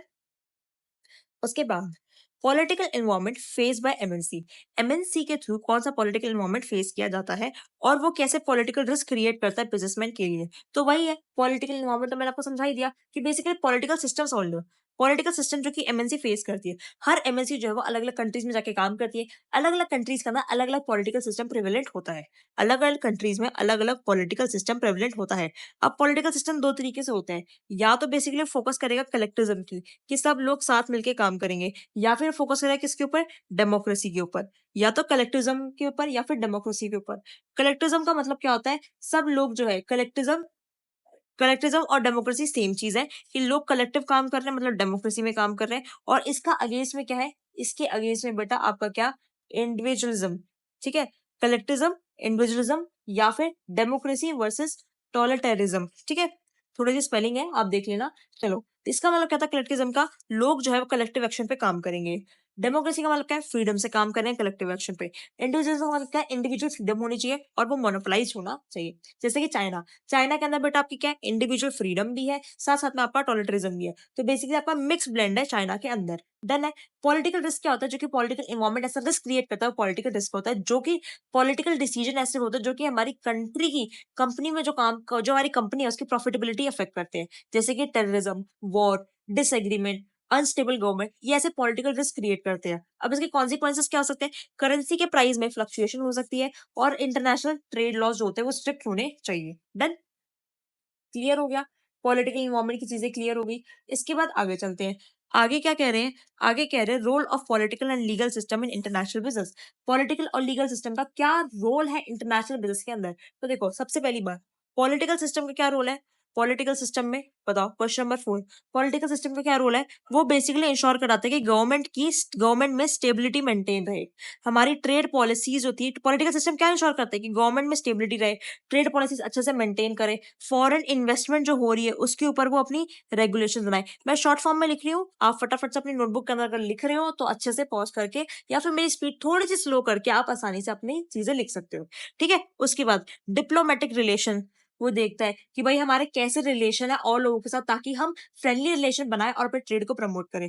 करप्शन और ब्यूरोक्रेसी देखता है। अब वही बात करूं मैं आपके लीगल सिस्टम की, किसकी बात करूं? लीगल सिस्टम की। तो वो देखता है आपके लेबर के लॉज, टैक्सेशन के laws, intellectual property rights, contractual enforcement, environment, safety regulation, ये सारी चीजें आपकी क्या आती है? लीगल के अंदर आ जाती है। तो बेसिकली आपका रोल क्या है पॉलिटिकल लीगल सिस्टम का? पॉलिटिकल सिस्टम इन चीजों पे फोकस करता है, लीगल सिस्टम इन चीजों पे फॉलो करता है। बेसिकली आपके लॉज पे, labour law, taxation law, intellectual property protection law, उसके बाद कॉन्ट्रेक्चुअल एग्रीमेंट, इन्वायरमेंट के ऊपर, सेफ्टी रेगुलेशंस के ऊपर, इन सब चीजों पे हमारा लीगल बात करता है। ठीक है। उसके बाद क्वेश्चन कह रहा है culture is the aggregate of custom. Culture के अंदर कस्टम्स आते हैं, बिलीव्स आते हैं, वैल्यूज आती हैं, हैबिट्स आती हैं, एटीट्यूड्स आते हैं, जो कि लोगों को बाइंड करते हैं एक साथ as a social entity. Culture के अंदर हमारे custom, belief, value, habits, attitudes, जो कि लोगों को साथ में कंबाइन करके चलते हैं ताकि एक सोशल एंटिटी हमारी बन जाए। कस्टम की बात कर रहे हैं, कल्चर की बात कर रहे हैं। तो बेसिकली कल्चर को अगर मैं एक्सप्लेन करूं तो कल्चर एक ऐसा सिस्टम है जिसके अंदर, कल्चरल सिस्टम एक ऐसा सिस्टम है जिसके अंदर बेटा हम बात करते हैं एजुकेशन की, जिसके अंदर बेटा हम बात करते हैं किसकी? लैंग्वेज की, जिसके अंदर बात करते हैं बिलीव्स की, वैल्यूज की, सिस्टम की। बेसिकली वो फोकस करता है डेवलप करने में, क्या डेवलप करने में? Cross cultural literacy. Culture environment develop करवाता है हमारी क्या? क्रॉस कल्चरल लिटरेसी, कि लोग जो है उनको आसपास के कल्चर के बारे में, एक दूसरे के कल्चर के बारे में पता होना चाहिए। उन को बताता है कि आप वेल इन्फॉर्म्ड रहने चाहिए regarding the various cultures. Basically आपको एक्सेप्ट किया जाना चाहिए, आप एक्सेप्ट करो और आपको एक्सेप्ट किया जाना चाहिए आपके कल्चर के थ्रू। कल्चर एक सिस्टम है जो कि ग्रुप ऑफ पीपल फॉलो करते हैं। Culture is aggregate. एग्रीगेट किसका? एक ऐसा सिस्टम है जो कि ग्रुप ऑफ पीपल फॉलो करते हैं। बिलीफ क्या है? ऐसी चीज जो हम मानते हैं, जो हम बिलीव करते हैं कि वो ट्रू है, एक्सेप्ट करते हैं। डिफरेंट कल्चर की अपनी खुद की वैल्यूज होती है। जैसे कि कुछ कल्चर के अंदर दिखाते हैं कि आपको ट्रूथफुल रहना है, सिंसियरिटी रहनी है, लविंग नेचर आपका होना चाहिए। ठीक है। गुड वैल्यूज अगर आपकी है, गुड आपकी वैल्यूज है, तो उसके हिसाब से आपके पीसफुल एंड हार्मोनियस रिलेशनशिप बनते हैं। हैबिट्स का मतलब क्या होता है? हैबिट्स का मतलब हम क्या करते हैं, हम क्या देखते हैं, हम क्या कहते हैं। अच्छी हैबिट्स होगी तो आपका ट्रस्ट इंक्रीज होगा। पॉजिटिव एटीट्यूड, एटीट्यूड का मतलब क्या? आपका एटीट्यूड, गुड थॉट्स, आपके एक्ट्स। ठीक है। तो ये आपके पॉजिटिव एटीट्यूड के अंदर आता है। तो बेसिकली आपने कल्चर एक्सप्लेन किया, कल्चर के बाद एक एक टर्म उठाई और एक एक टर्म एक्सप्लेन किया कि इसका क्या मतलब होता है, वन वन लाइन के एक्सप्लेनेशन के हिसाब से। डन? समझ में आ गया? फैक्टर्स जो कि इंटरनेशनल बिजनेस को इन्फ्लुएंस करते हैं, से कौन से फैक्टर्स हैं? आ जाओ, ये सारे वो फैक्टर्स हैं जो इंटरनेशनल बिजनेस को इन्फ्लुएंस करते थे। कौन से? Political, legal, economic. Political, legal, economic, social, culture, technological, already explained है। अब culture, environment, international business, meaning and impact, ये क्वेश्चन इस तरीके से फॉर्म करके भी आ सकता है कि कल्चर, एनवायरमेंट, इंटरनेशनल बिजनेस में क्या मतलब होता है, उसका क्या मीनिंग है, उसका क्या इम्पैक्ट है। समझ रहे हो? तो आपको कुछ नहीं बताना। कल्चर सिस्टम जो मैंने आपको एक्सप्लेन करके दिया था कि एजुकेशन है, लैंग्वेज है, बिलीफ है। पहले तो कल्चर की लैंग्वेज डेफिनेशन में सारी चीजें घुसा दो, प्रेजेंटेशन का पार्ट बता रही हूँ कि सब चीजें डाल दो उसके अंदर। उसके बाद एक एक को एक्सप्लेन करना स्टार्ट करो कि कस्टम क्या होते हैं। ठीक है। जो ट्रेड प्रैक्टिसेस जो कि बहुत प्रोलॉन्ग पीरियड से हम फॉलो करते हुए आ रहे हैं, जो कि सोसाइटी के अंदर प्रिवेल है। बिलीफ जिसको हम सच मानते हैं, जो कि ट्रू मानते हैं। वैल्यूज जो कि हमारी क्या है, एक तरीके से डिफरेंट कल्चर के अंदर खुद की वैल्यूज होती है। वैल्यूज क्या होती है? ट्रूथफुल रहना है, सिंसियर रहना है, लविंग नेचर रहना है। गुड वैल्यूज हार्मोनियस रिलेशनशिप बनाती है। हैबिट्स जो हम करते हैं, देखते हैं, करते हैं, समझते हैं। Positive attitude, good thoughts, good act करना। तो ये सब चीजें लोगों को बाइंड करती है ताकि फिर इससे सबको मिलकर क्या बनता है? कल्चर बनता है, लोगों का कल्चर बनता है। डन हो गया? समझ में आ गया आपको? इसके बाद कह रहे हैं a global business firm works in the complex multifaceted environment. एक जो ग्लोबल बिजनेस फर्म है वो एक बहुत ही कॉम्प्लेक्स मल्टीफेसेटेड इन्वायरमेंट में काम करती है। ठीक है।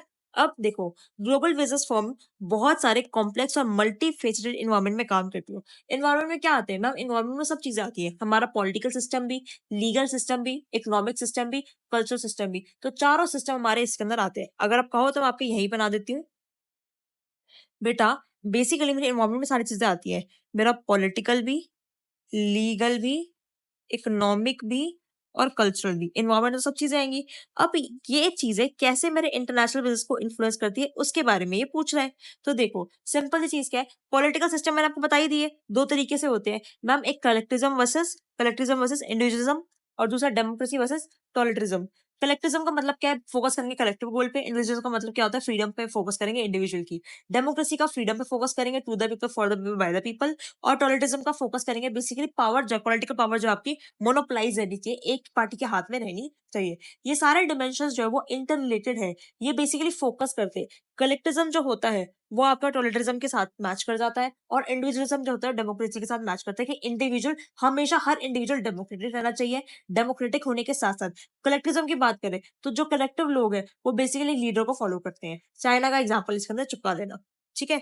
फिर बात करते हैं लीगल की। लीगल के अंदर क्या होता है, legal different type of legal system prevail करते हैं। कौन कौन से legal system, with respect to property rights, एक लीगल सिस्टम क्या है, with respect to our property rights. दूसरा, protection of intellectual property, protection of IP, intellectual property. और थर्ड क्या है बेटा आपका, product safety and product liability, product की सेफ्टी, प्रोडक्ट की लायबिलिटी के ऊपर, ये सब चीजों के बारे में हमारा लीगल सिस्टम बात करता है।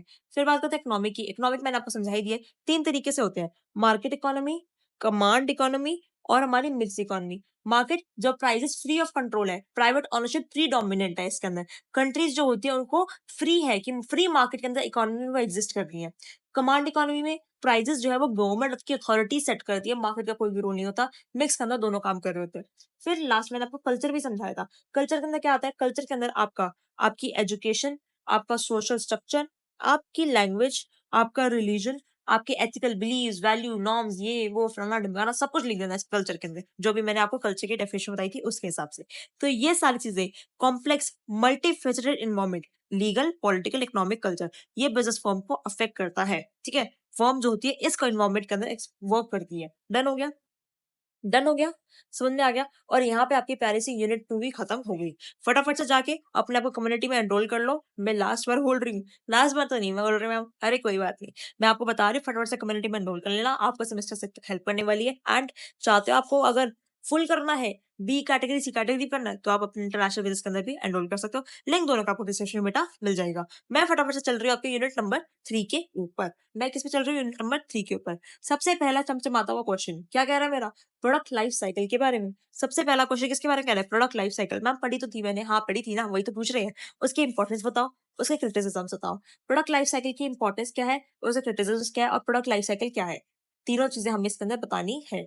डन है। आपको पता ही है यार प्रोडक्ट लाइफ साइकिल क्या बताती है, बेसिकली ये जो लाइफ साइकिल थी वो किसने बताई थी, ये बेटा आपको बताई थी रेमंड रेमंड वर्नर ने। प्रोडक्ट लाइफ साइकिल बताती है कि एक प्रोडक्ट जो है वो कितने टाइम में इंट्रोड्यूस होगा, कैसे उसकी इंट्रोडक्शन जो है वो इन्फ्लुएंस करी जाती है। बेसिकली वो आपको बताता है कि फर्म जो होती है वो सोचती है कि उसकी फैसिलिटीज जो है उसको कैसे अच्छा करे, जो डिमांड है न्यू प्रोडक्ट की उसको कैसे वो बढ़ाए, तो वो बताता है उसकी प्रोडक्ट लाइफ साइकिल के थ्रू।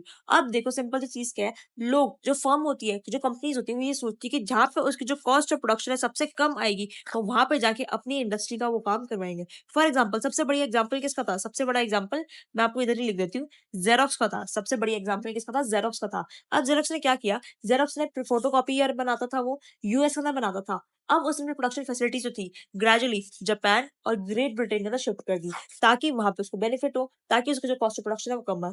फिर उसने उसके बाद अपनी प्रोडक्शन जापान और ग्रेट ब्रिटेन से हटा के कहाँ कर दी, उस टाइम की डेवलपिंग कंट्री सिंगापुर और थाईलैंड के अंदर। तो प्रोडक्ट लाइफ साइकिल के अंदर बेसिकली हम ट्रेंड्स, पैटर्न्स, ट्रेड के पैटर्न समझते हैं, समझ रहे हो।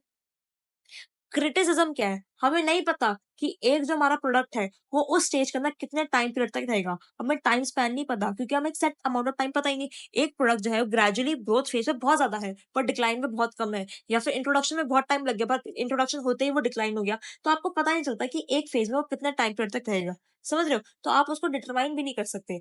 आपकी थ्योरी जो है वो इंडिविजुअल प्रोडक्ट के ऊपर बात करती है, ना कि ब्रांड के ऊपर, समझ रहे हो। उसके बाद जो थ्योरी आपकी वो ओवर एम्फोसाइज करते हैं नए प्रोडक्ट के ऊपर, और नए प्रोडक्ट के ऊपर एम्फोसाइज करने के लिए किसके वजह से, at the cost of mature product. Mature product से जो भी निकल कर आया है, आप क्या कर रहे हो, बेसिकली कुछ भी नहीं कर रहे। मेच्योर प्रोडक्ट जो आपका निकल कर आया उससे जो भी आपको प्रॉफिट्स मिले वो सारे के सारे प्रॉफिट आप नए प्रोडक्ट के ऊपर लगा रहे हो। नए प्रोडक्ट के ऊपर लगाने की वजह से आप क्या कर रहे हो, मार्केट में अपनी नई एंट्री क्रिएट कर रहे हो at the cost of existing product, उसके ऊपर आप फोकस बिल्कुल अपना हटा रहे हो, ठीक है। डन है, चलो। अब इसकी इंपॉर्टेंस भी फटाफट से कर लेते हैं। इंपॉर्टेंस क्या है? स्ट्रेटेजिक प्लानिंग में हेल्प करता है, गवर्नमेंट को गाइड करता है कि फॉरेन इन्वेस्टमेंट का क्या मतलब बेसिकली आपको गाइड करता है कि फॉरेन इन्वेस्टमेंट में आपको क्या डिसीजन लेना है। आपको बताता है कि क्या आपका राइट टाइम है अपनी प्रोडक्शन को शिफ्ट करने का। बेसिकली प्रोडक्ट लाइफ साइकिल पूरी थोड़ी एक चीज कहती है कि क्या राइट टाइम है अपनी प्रोडक्शन को शिफ्ट करने का, लेस डेवलप कंट्रीज में या फिर डेवलपिंग कंट्रीज में, ताकि शिफ्टिंग की वजह से आपकी जो कॉस्ट ऑफ प्रोडक्शन है वो कम हो जाए। क्यों? क्योंकि उस कंट्री के अंदर आपको जो लेबर है वो सस्ती मिल जाए और जो ऑपरेशनल कॉस्ट है उसकी कॉस्ट कटिंग हो जाए। तो बेसिकली आपको कॉस्ट मैनेजमेंट में भी हेल्प करता है। बेसिकली एक्सप्लेन करता है कि डेवलप कंट्रीज इनिशियली कैसे अपने नए प्रोडक्ट को एक्सपोर्ट करती है, तो आपको ट्रेड पैटर्न एक्सप्लेन करने में भी हेल्प करता है। आई होप आपको प्रोडक्ट लाइफ साइकिल वाला क्वेश्चन कंप्लीटली समझ में आ गया होगा। देन आगे चले। चले आगे बेटा। फिर आपका क्वेश्चन आता है barriers to trade. Barriers to trade क्या होते हैं बेटा? एक तरीके की ऐसी रिस्ट्रिक्शंस होती है जो कि गवर्नमेंट इंपोज करती है इंटरनेशनल ट्रेड के ऊपर। किसके ऊपर? अगर आप इंटरनेशनली ट्रेड कर रहे हो गुड्स और सर्विस का, तो जो रिस्ट्रिक्शंस गवर्नमेंट आपके ऊपर इंपोज करती है वो आपकी बैरियर्स टू ट्रेड कहलाए जाते हैं।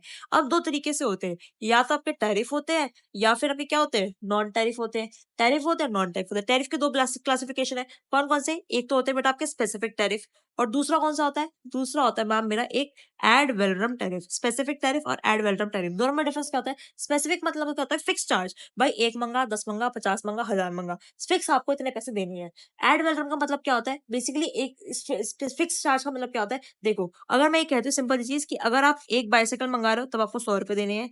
अगर आप दो मंगा रहे हो तो 2 इंटू में 100 200 हो जाएंगे। तीन मंगा रहे हो तो 3 इंटू में 100 300 हो जाएंगे। जितनी मर्जी मंगा उस रेट से वो मल्टीप्लाई हो जाएगा। फिक्स चार्ज है, आपको कोई चेंज नहीं होगा। एड वैलोरम क्या होता है? Proportion to the value change करेगा। Proportion to the value change करने का मतलब क्या होता है? सिंपल सा मतलब होता है कि आप वो परसेंटेज लगा दोगे, तो जो वो परसेंटेज है उस प्रोपोर्शन की वैल्यू के हिसाब से वो चेंज होकर आपके पास हर बार अलग आंसर निकल कर आएगा। देन स्पेसिफिक और एड वैलोरम हो गए। उसके बाद इंपोर्ट। नॉन टैरिफ बैरियर के अंदर क्या है? आप इंपोर्ट बैन कर सकते हो। आप इंपोर्ट आने से पूरा पूरा मना कर सकते हो।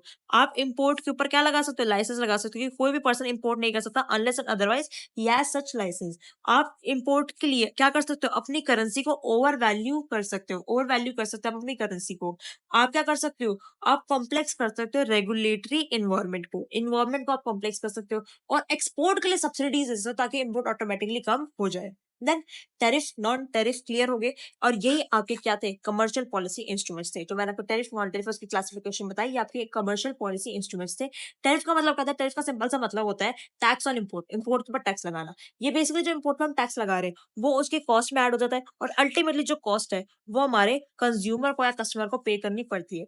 कॉस्ट बढ़ गई जिसकी वजह से प्रोडक्ट का जो प्राइस है वो ऑटोमेटिकली बढ़ जाएगा। ऑटोमेटिकली बढ़ जाएगा तो मेन एम ही क्या था? कि इंपोर्ट को कम करना। ऑटोमेटिकली प्राइस बढ़ जाएगा, लोग खरीदेंगे ही नहीं क्योंकि इससे सस्ता डोमेस्टिकली मिल जाएगा, तो इंपोर्ट ऑटोमेटिकली हमारे कम हो जाएंगे। और एक तरीके से जो हम टैरिफ लगा रहे हैं वो गवर्नमेंट के एज अ रेवेन्यू भी काम कर रहा है। गवर्नमेंट को अल्टीमेटली पैसा तो मिल रहा है ड्यूटी वगैरह लगा के, तो गवर्नमेंट का एज अ रेवेन्यू सोर्स भी ये है। डन? समझ में आ गया? अब उसके बाद कह रहे हैं क्या? कह रहे हैं डिफरेंस बिटवीन टैरिफ और नॉन टैरिफ बैरियर। मैंने आपको समझा दिया टैरिफ और नॉन टैरिफ में क्या डिफरेंस होता है। उसके बाद discuss the rationale for the use of these trade restrictions by the different consumers and different consumers. ये जो ट्रेड रिस्ट्रिक्शंस है इसका इम्पैक्ट बताओ। ये जो डिफरेंट कंज्यूमर्स है इस ट्रेड रिस्ट्रिक्शन के हिसाब से क्या उस पे हो रहा है। ठीक है? बेसिकली क्या कह रहे हैं? Tariff non tariff I hope आप इजीली एक्सप्लेन कर दोगे। कह रहे हैं कि जो हम ट्रेड रिस्ट्रिक्शन यूज कर रहे हैं, ठीक है, तो बेसिकली इसका ग्राउंड क्या है, क्यों यूज कर रहे हैं और इसका बेसिकली पॉइंट्स क्या है। ट्रेड रिस्ट्रिक्शंस करके क्या इंपैक्ट आ रहा है, क्या रीजन है इसके पीछे। ट्रेड रिस्ट्रिक्शन हम लगा ही रहे हैं क्यों? अपनी डोमेस्टिक इंडस्ट्रीज को प्रोटेक्ट करने के लिए। सबसे बड़ा पॉइंट, डोमेस्टिक इंडस्ट्रीज को प्रोटेक्ट करने के लिए, इन्फैंट इंडस्ट्रीज को प्रोटेक्ट करने के लिए। इन्फैंट को कब तक? जब तक कि वो मेच्योर ना हो जाए, जब तक कि वो इंटरनेशनली कॉम्पिटिटिव ना हो जाए, तब तक उसको प्रोटेक्ट करते हैं हम। ठीक है? हम बेसिकली अपनी डोमेस्टिक की एम्प्लॉयमेंट को, डोमेस्टिक की इनकम को बचाने के लिए अगर हम खुद से नहीं बचाएंगे, रिस्ट्रिक्शन नहीं लगाएंगे, तो दे दनादन इंपोर्ट होंगे, लोग सस्ते प्राइस पे खरीद लेंगे। तो हमारे यहाँ के इंडस्ट्रीज की, एम्प्लॉयमेंट की, इनकम का क्या? सब कुछ पैसा लुटा दोगे तो खुद के लिए क्या बचेगा? कुछ भी नहीं। उसके बाद इंपोर्ट लगा रहे हैं तो as a source of income भी तो जनरेट हो रहा है गवर्नमेंट के लिए, सोर्स ऑफ रेवेन्यू है ये पूरा का पूरा। और फिर उसके बाद गवर्नमेंट जो है अपनी रेगुलेशन लगाती है, इंपोर्ट के ऊपर रेगुलेशन लगाती है इस चीज को इंश्योर इंश्योर करने के लिए कि हमारी इकोनॉमी के अंदर वही प्रोडक्ट्स आए जो कि हमारे सेफ हो, किसके लिए, डोमेस्टिक यूज के लिए। हमारी इकोनॉमी के अंदर वही प्रोडक्ट्स आए जो कि हमारी डोमेस्टिक यूज या डोमेस्टिक कंजम्पशन के लिए सेफ हो। इसीलिए गवर्नमेंट जो होती है वो इंपोर्ट रेगुलेशन लगाती है। क्यों? क्योंकि एक एग्जांपल बताती हूँ आपको। क्या हुआ था कि जब पहले क्या होता है, यूएस ने ना अपना इंपोर्ट पे बैरियर लगा दिया था। क्यों बैरियर लगा दिया था? उसको लगता था कि बाहर के देशों से जो आ रहा है एप्पल, वो उसके अंदर क्या हो सकता है, जो एप्पल आ रहा है वो इंपोर्ट हो रहा है, उसके अंदर बहुत ज्यादा क्या कहते हैं, कुछ नेगेटिव चीजें जिससे लोग बीमार हो सकते थे। तो यूएस ने इंपोर्ट रिस्ट्रिक्शन लगाई और उस चीज को आने से ही अपनी इकोनॉमी के अंदर मना कर दिया। आज कोई भी चीज उनकी इकोनॉमी के अंदर आती है तो US food and drug administration से पहले चेक होती है और उसके बाद आती है। देन समझ में आ गया रिस्ट्रिक्शन क्यों लगाते हैं, क्या बेस है उसका? क्लियर हो गया? उसका लियोंटिफ पैराडॉक्स। लियोंटिफ पैराडॉक्स जो होता है वो हेक्सोनोम थ्योरी के बाद आपको समझ में आएगा। हेक्सोनोम थ्योरी को हम, इट्स एजम्पशन आपको बतानी है, और इसको हम फैक्टर प्रोपोर्शन थ्योरी भी कहते हैं। हेक्सापॉलिन थ्योरी को हम फैक्टर प्रोपोर्शन थ्योरी भी कहते हैं। क्या आपको ये चीज समझ में आ रही है? हाँ जी मैम, बिल्कुल समझ में आ रही है। हेक्सोनोम थ्योरी को हम फैक्टर प्रोपोर्शन थ्योरी कहते हैं। ठीक है, वेरी गुड। और क्या कहते हैं? Factor endowment theory. Factor endowment theory भी हम इसको कहते हैं। बेसिकली ये थ्योरी क्या कहती है? कहती है सिंपल सी चीज है, जिस इकोनॉमी के पास जो फैक्टर सबसे ज्यादा है वो काम करो। लेट सपोज इंडिया के पास लेबर ज्यादा है तो इंडिया जो है ऐसे प्रोडक्ट बनाए जिसके अंदर लेबर इंटेंसिव टेक्निक का यूज हो, तो ऐसे प्रोडक्ट वो एक्सपोर्ट करेगी। और इससे उल्टा, जिसके अंदर कैपिटल इंटेंसिव टेक्निक का यूज हो, ऐसे प्रोडक्ट को क्या करेगी, इंपोर्ट करेगी। विद रिस्पेक्ट टू यूएसए अगर मैं बात करूँ तो यूएस के अंदर कैपिटल ज्यादा है, तो कैपिटल इंटेंसिव जो चीजें हैं, मशीनरी अच्छी, टेक्नोलॉजी अच्छी है, तो वो ऐसे प्रोडक्ट्स जो है वो क्या करेगी, ज्यादा बनाएगी, उसका एक्सपोर्ट करेगी। और लेबर इंटेंसिव प्रोडक्ट का क्या करेगी, इंपोर्ट करेगी। तो हेक्सागोनल की थ्योरी, एचओ थ्योरी, जो कि factor proportion theory, factor endowment theory, वो यही कहती है कि भाई एक इकोनॉमी को ऐसे प्रोडक्ट्स बनाने चाहिए जिसके अंदर उसकी स्पेशलाइजेशन हो। सेकेंडली, जिसके पास उस चीज की, उस पर्टिकुलर फैक्टर की, उस पर्टिकुलर फैक्टर्स की क्या हो, अबंडेंस हो, ज्यादा हो। अब इसकी एजम्पशंस क्या कहती है, एजम्पशन देख लो। सबसे पहले तो जो थ्योरी है वो 2x2 मॉडल में काम करेगी, जिसमें दो कंट्री होगी, दो कमोडिटी होंगी और दो ही फैक्टर ऑफ प्रोडक्शन होंगे, which is capital and labour. ठीक है। परफेक्ट कंपटीशन होगा, परफेक्ट कंपटीशन होगा, फुल एम्प्लॉयमेंट होगी रिसोर्सेज की, कोई भी टेक्नोलॉजिकल नॉलेज के अंदर कोई भी चेंजेस नहीं होंगे। जो प्रेफरेंस होगी कंज्यूमर की, वो दोनों कंट्री के अंदर सेम रहेगी, कंज्यूमर की प्रेफरेंस दोनों कंट्री में सेम रहेगी। ट्रेड जो है वो फ्री होगा, अनरिस्ट्रिक्टेड होगा। स्केल जो होगा प्रोडक्शन का वो दोनों कंट्री के अंदर कांस्टेंट रहेगा। तो ये कुछ उसकी क्या है, एजम्पशंस है। ठीक है। अब हेक्सागोनल क्लियर हो गई। इसके बाद आ जाओ बेटा लियोंटिफ के ऊपर।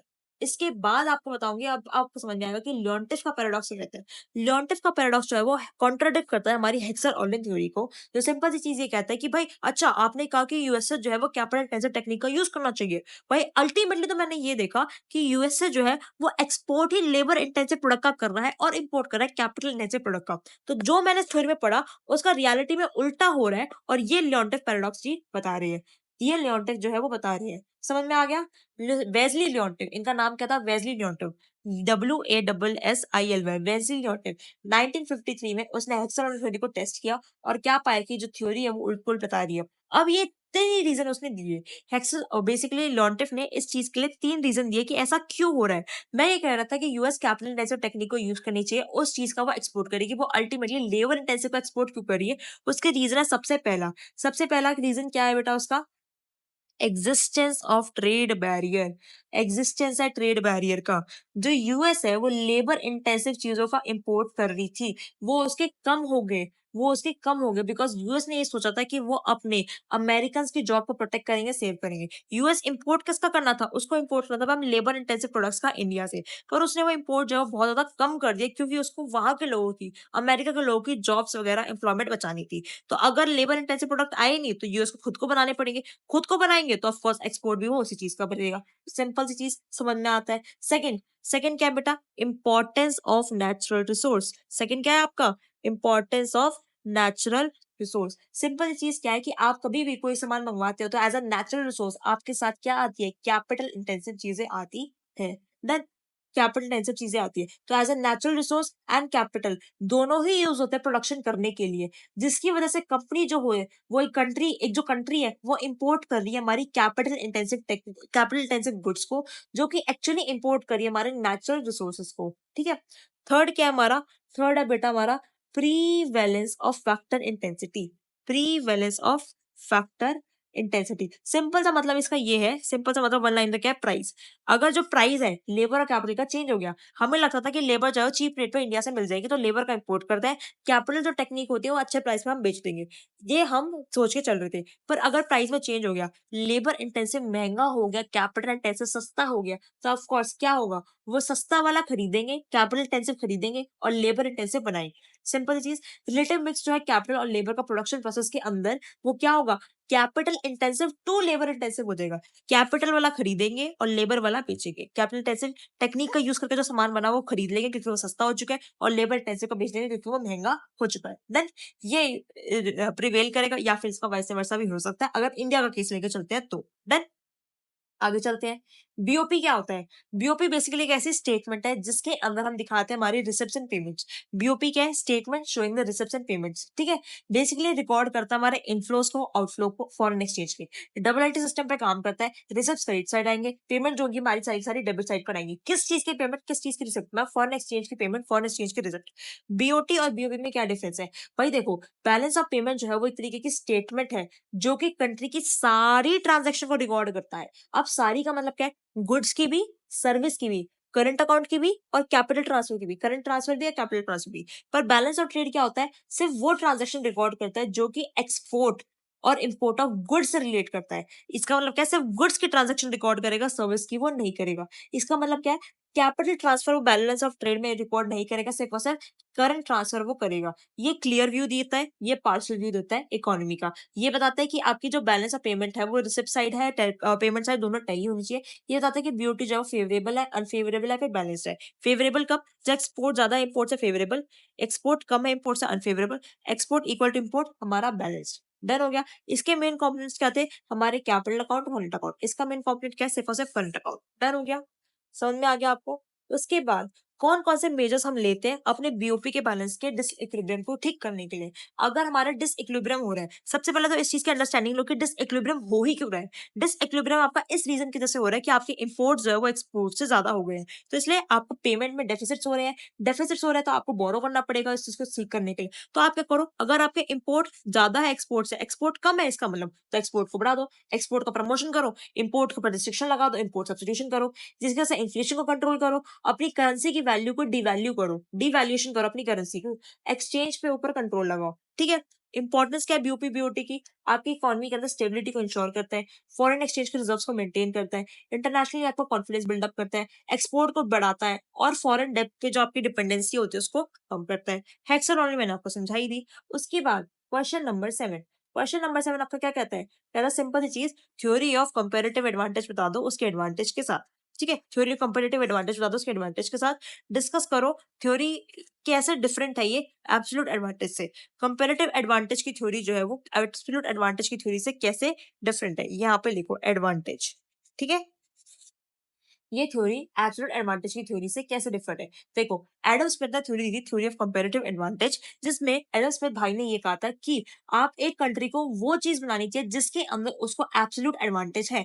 एक कंट्री को अगर एब्सोल्यूट एडवांटेज वीट बनानी है तो उसको वही चीज बनानी चाहिए, और जिस दूसरी कंट्री को जिस प्रोडक्ट को बनाने में एब्सोल्यूट एडवांटेज है वो उसको वो बनाना चाहिए। फिर एक क्वेश्चन सामने निकल कर आया, कहते हैं कि अगर एक कंट्री के पास एब्सोल्यूट एडवांटेज है सारे प्रोडक्ट्स बनाने के लिए, तब क्या होगा? अगर इंडिया के पास वो व्हीट भी चाइना से अच्छा बना रही है, राइस भी चाइना से अच्छा बना रही है, मतलब कम टाइम में व्हीट बना रही है, कम रिसोर्स का यूटिलाइज करके, कम टाइम में राइस बना रही है, कम रिसोर्सेज का यूटिलाइजेशन करके, तब उस केस में क्या होगा? तो उस केस को कॉन्ट्रडिक्ट किया था डेविड रिकार्डो की थ्योरी ने, जो कि थी हमारी थ्योरी ऑफ कंपैरेटिव एडवांटेज, जिसके अंदर उन्होंने ये बोला कि कोई बात नहीं, एक कंट्री अगर सब चीजों में स्पेशलाइज है, पर फिर भी उसको वो प्रोडक्ट बनाना चाहिए जिसके अंदर वो सबसे ज्यादा एफिशिएंटली प्रोडक्शन अपनी कर सकती है।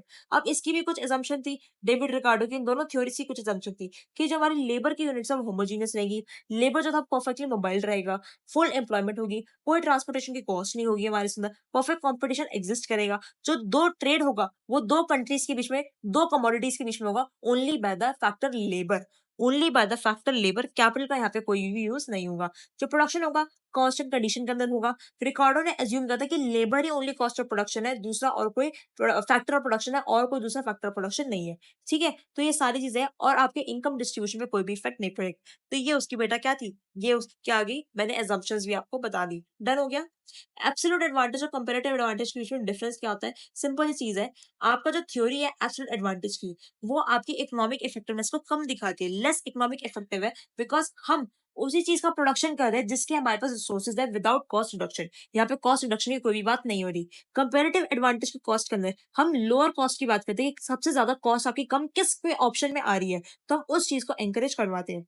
वहां पे एब्सोल्यूट एडवांटेज के अंदर हम क्या कर रहे हैं, हम आपको बता रहे हैं कि जिस प्रोडक्ट पे आप स्पेशलाइज हो आप उसको बनाओ।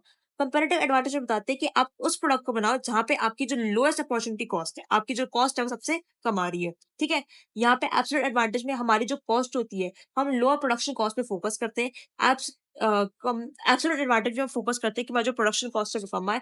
कंपैरेटिव एडवांटेज में हम फोकस करते हैं कि हम अपने गुड सर्विस को लोअर प्राइसेस पे बेचे देन कॉम्पिटिटर्स। यहाँ पे तो सिंपल सी बात है, एब्सोल्यूट एडवांटेज में क्या कह रहे हैं कि हमारी कॉस्ट कम आनी चाहिए।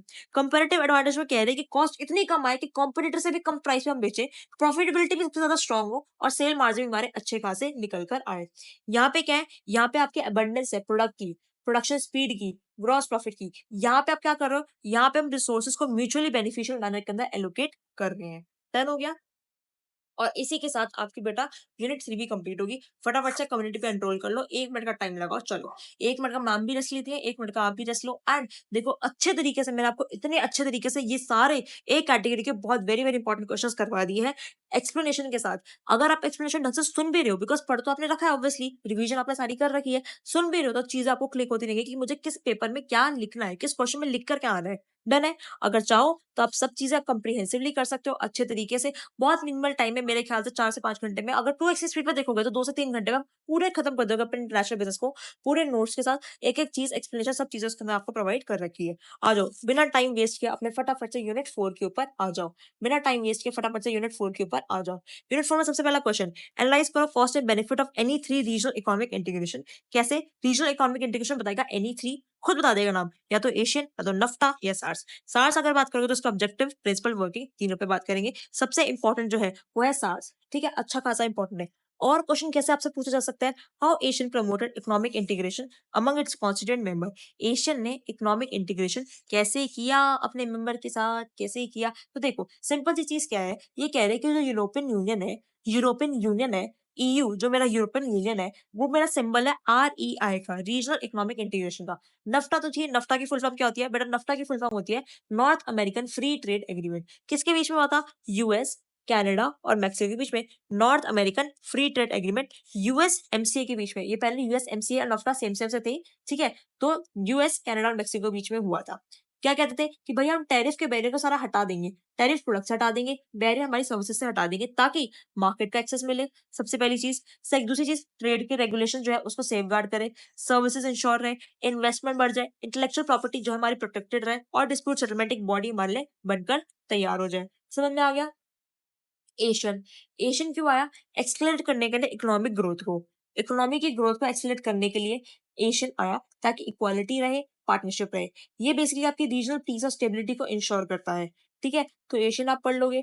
2019 के अंदर इसने कितना ट्रांजेक्शन किया, 182 बिलियन का किया। और 2020 के अंदर इसने एक्सेप्शनल काम किया even in the pandemic of covid, which is 137 billion. इसने in the terms of FDI जो थी वो जनरेट करवाया, एफडीआई की फॉर्म में इसने जनरेट कराया 137 बिलियन। ठीक है, समझ में आ गया। एशियन, एशियन बेसिकली इसकी फुल फॉर्म क्या होती है, एशियन की फुल फॉर्म होती है बेटा south, the association of south east Asian nations. इसमें 5 कंट्रीज आती है, कौन कौन सी, Indonesia, Malaysia, Philippines, Singapore, Thailand, 5 countries आती है इसके अंदर। ठीक है, एशियन प्रोजेक्ट के अंदर फुल फॉर्म क्या था, the association of south east Asian nation. Basically tariff हटाने में, नॉन टैरिफ बैरियर हटाने में काम करता है। उसके बाद रिस्पेक्ट करता है सबकी इंडिपेंडेंसी की, आपकी सॉवरेनिटी की, इक्वालिटी की, इंटीग्रिटी की, नेशनल पीस की, हार्मनी की, नेशनल आइडेंटिटी की, सब चीजों की बात करता है। ये बेसिकली दिखाता है कि मैं कलेक्टिव रिस्पॉन्सिबिलिटी उठाता हूँ रीजनल पीस की, और डिस्प्यूट सेटलमेंट बॉडी के तरीके से ये काम करता है। तो अगर कोई भी प्रॉब्लम वगैरह है तो इसके साथ जाके डिस्कस कर लो, ये आपकी हेल्प करेगा पूरी की पूरी। आ जाओ, सार्क, सार्क की फुल फॉर्म क्या होती है, कहते हैं South Asian Association for Regional Corporation, SAARC.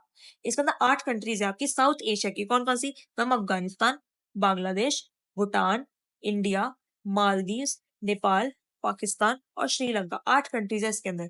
किस 5 एरियाज में बात करता है मैम? एग्रीकल्चर पे, टेलीकम्युनिकेशन पे, हेल्थ पे, ट्रांसपोर्टेशन पे और ह्यूमन रिसोर्स के डेवलपमेंट पे।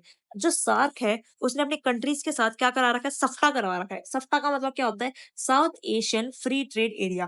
कहते हैं कि एग्रीमेंट है सफ्टा के ऊपर, जिसके अंदर हमने कहते हैं कि इस एरिया के हिसाब से कोई भी कस्टम ड्यूटी जो होती है उसको हम रिड्यूस करेंगे। और 2016 उसने रिड्यूस करने का उसका प्लान भी था। 2016 तक, बहुत पुरानी बात है, 10 साल पुरानी बात हो गई है, बहुत ज्यादा पुरानी बात हो गई है, ठीक है, कि आप जो गुड्स है उनको जीरो पे ट्रेड करोगे, जीरो कस्टम ड्यूटी पे ट्रेड करवाओगे, ठीक है।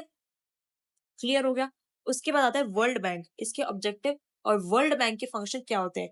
वर्ल्ड बैंक बेटा आपका आया था 1944 के अंदर। कैसे? ब्रेटन वुड्स कॉन्फ्रेंस के थ्रू। वर्ल्ड बैंक सिंपल सी बात है, 100 डेवलपिंग कंट्रीज के अंदर असिस्टेंस देता है अपनी government agencies, non government organisation और प्राइवेट सेक्टर के साथ मिलकर लोगों को कंट्रीज के अंदर, अलग अलग डिफरेंट कंट्रीज को हेल्प करता है, फाइनेंशियल असिस्टेंस देता है। कैसे कैसे उनको असिस्ट करता है?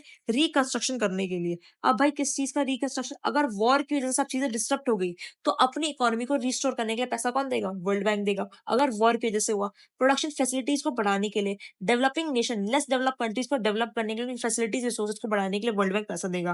प्राइवेट इन्वेस्टमेंट को प्रमोट कराता है। अगर आपको प्राइवेट से कैपिटल नहीं मिल रही तो उस केस में ना वर्ल्ड बैंक आपको कैपिटल देगा अपने खुद के फंड से, तो उसमें भी हेल्प करता है। ये बेसिकली आपको लोन्स अरेंज कराने में गारंटी देता है, ठीक है, आपके लिए, आपके बिहाफ पे गारंटी भी देता है। आपके बैलेंस ऑफ पेमेंट को इक्विलिब्रियम पे लाने के लिए आपकी हेल्प करता है कौन? World bank. तो ये सारे उसके क्या थे? ऑब्जेक्टिव्स थे। समझ में आ गया? वर्ल्ड बैंक फंक्शन क्या है, काम क्या करता है?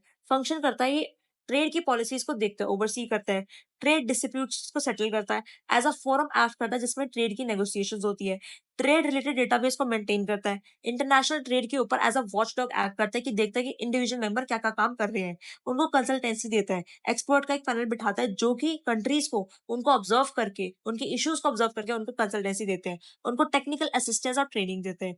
जो आपका डब्ल्यूटीओ, जो आपका वर्ल्ड बैंक था, बेसिकली वो एस्टैब्लिश हुआ 2 बॉडीज के बाद, journal agreement of trade and tariff and trips के बाद। डन। रीजनल इकोनॉमिक इंटीग्रेशन, ठीक है। रीजनल इकोनॉमिक इंटीग्रेशन क्या होती है, अब हम वो समझे। ये जो चीजें मैंने आपको बताई थी, जितनी भी मैंने आपको बताई थी कि जो फंक्शंस आपको बोल रही थी, वो सारे आपके डब्ल्यूटीओ के फंक्शन थे, वर्ल्ड ट्रेड ऑर्गेनाइजेशन के फंक्शन, जो मैंने आपको सारे बताए हैं, ठीक है। समझ में आ गया आपको? सारे फंक्शन मैंने आपको बता दिए। तो उसके बाद रोल क्या है डब्ल्यूटीओ का इन्फ्लुएंस करने के लिए इंटरनेशनल बिजनेस को? इंटरनेशनल बिजनेस को इन्फ्लुएंस करने के लिए डब्ल्यूटीओ का बेटा क्या रोल है, बताओ फटाफट से। पता चीज है, डब्ल्यूटीओ काम करता है, इधर आ जाओ। डब्ल्यूटीओ, डब्ल्यूटीओ काम करते हैं मैम नॉन डिस्क्रिमिनेशन बेसिस के ऊपर, कि हम किसी भी चीज के साथ, किसी भी नेशन के साथ डिस्क्रिमिनेशन नहीं करेंगे। वर्ल्ड ट्रेड ऑर्गेनाइजेशन काम करती है नॉन डिस्क्रिमिनेशन नेशन के साथ, जिसमें कहती है कि जो मेरे ट्रेडिंग पार्टनर्स हैं उनको मैं टैग देती हूँ एमएफएन का, मोस्ट फेवर्ड नेशन का मैं टैग देती हूँ, उसको मोस्ट फेवर्ड नेशन का स्टेटस देती हूँ, जिसके अंदर जो मेंबर कंट्रीज है उसको इक्वली ट्रीट किया जाएगा और जो फॉरेन गुड्स है उनको भी सेम ट्रीटमेंट मिलेगा। बेसिकली फोकस करता है आपके फ्री ट्रेड में। फ्री ट्रेड कैसे? प्रोग्रेसिव लिबराइजेशन करके, चीजों को लिबराइज करके। ये बेसिकली इंश्योर करता है कि आपके ट्रेडिंग सिस्टम के अंदर क्या रहे? स्टेबिलिटी मेंटेन रहे। आप बिना पूछे आर्बिट्ररी अपने मन मर्जी से टैरिफ को या फिर नॉन टैरिफ बैरियर को रेज नहीं कर सकते। ये बेसिकली हेल्प करता है आपको प्रमोट करने के लिए फेयर कंपटीशन की, इकोनॉमी के अंदर जो है वो कंपटीशन बिल्कुल फेयर लेवल पे रहे। फेयर लेवल का कंपटीशन का मतलब क्या है? नेशन को एमएफएन, मोस्ट फेवर्ड नेशन का ट्रीटमेंट मिले, फॉरेन के गुड्स को हम इक्वल ट्रीट करें, अनफेयर ट्रेड प्रैक्टिसेस को हम हटाएं, एंटी डंपिंग ड्यूटीज लगाएं, बेसिकली डंपिंग ना करें, एक्सपोर्ट के लिए सब्सिडीज वगैरह सब चीजें रेगुलेटेड रहे, ठीक है। इसके लिए क्या है? स्पेशल कंसर्न इसके मन में है। किसके लिए स्पेशल कंसर्न है इसके मन में? डेवलपिंग कंट्रीज के लिए, कि डेवलपिंग कंट्रीज को थोड़ा और टाइम देता है कि भाई कोई बात नहीं, तुम एडजस्ट कर लो, थोड़ा सा टाइम ले लो, अच्छे से काम करेंगे। फिर ये मार्केट एक्सेस कमिटमेंट करता है कि भाई ये अबॉलिश करने के लिए कहता है कि टैरिफ और नॉन टैरिफ बैरियर सारे हटा दो। वाइडर रेंज ऑफ इश्यूज को सॉल्व करता है ये, और मल्टीलेटरल ट्रेडिंग सिस्टम बनाता है जिसके अंदर ये एस्टैब्लिश करता है कि जस्ट एंड फेयर हम सिस्टम बनाएंगे, ऐसी प्रैक्टिस करेंगे, सब लोगों को इक्वल अपॉर्चुनिटी मिलेगी और डिस्क्रिमिनेटिव पॉलिसीज जितनी भी है वो सारी की सारी एलिमिनेट होंगी। डन। ये हो गया आपका। उसके बाद रीजनल इकोनॉमिक इंटीग्रेशन। बेसिकली बेटा रीजनल इकोनॉमिक इंटीग्रेशन क्या करता है? ये यूनिफाई करता है आपकी इकोनॉमी की पॉलिसीज को between different states. Different states के हिसाब से आपकी इकोनॉमिक पॉलिसीज को यूनिफाई करता है। कैसे? या तो वो पार्शियल अबॉलिशमेंट करेगा या फिर फुल अबॉलिशमेंट करेगा।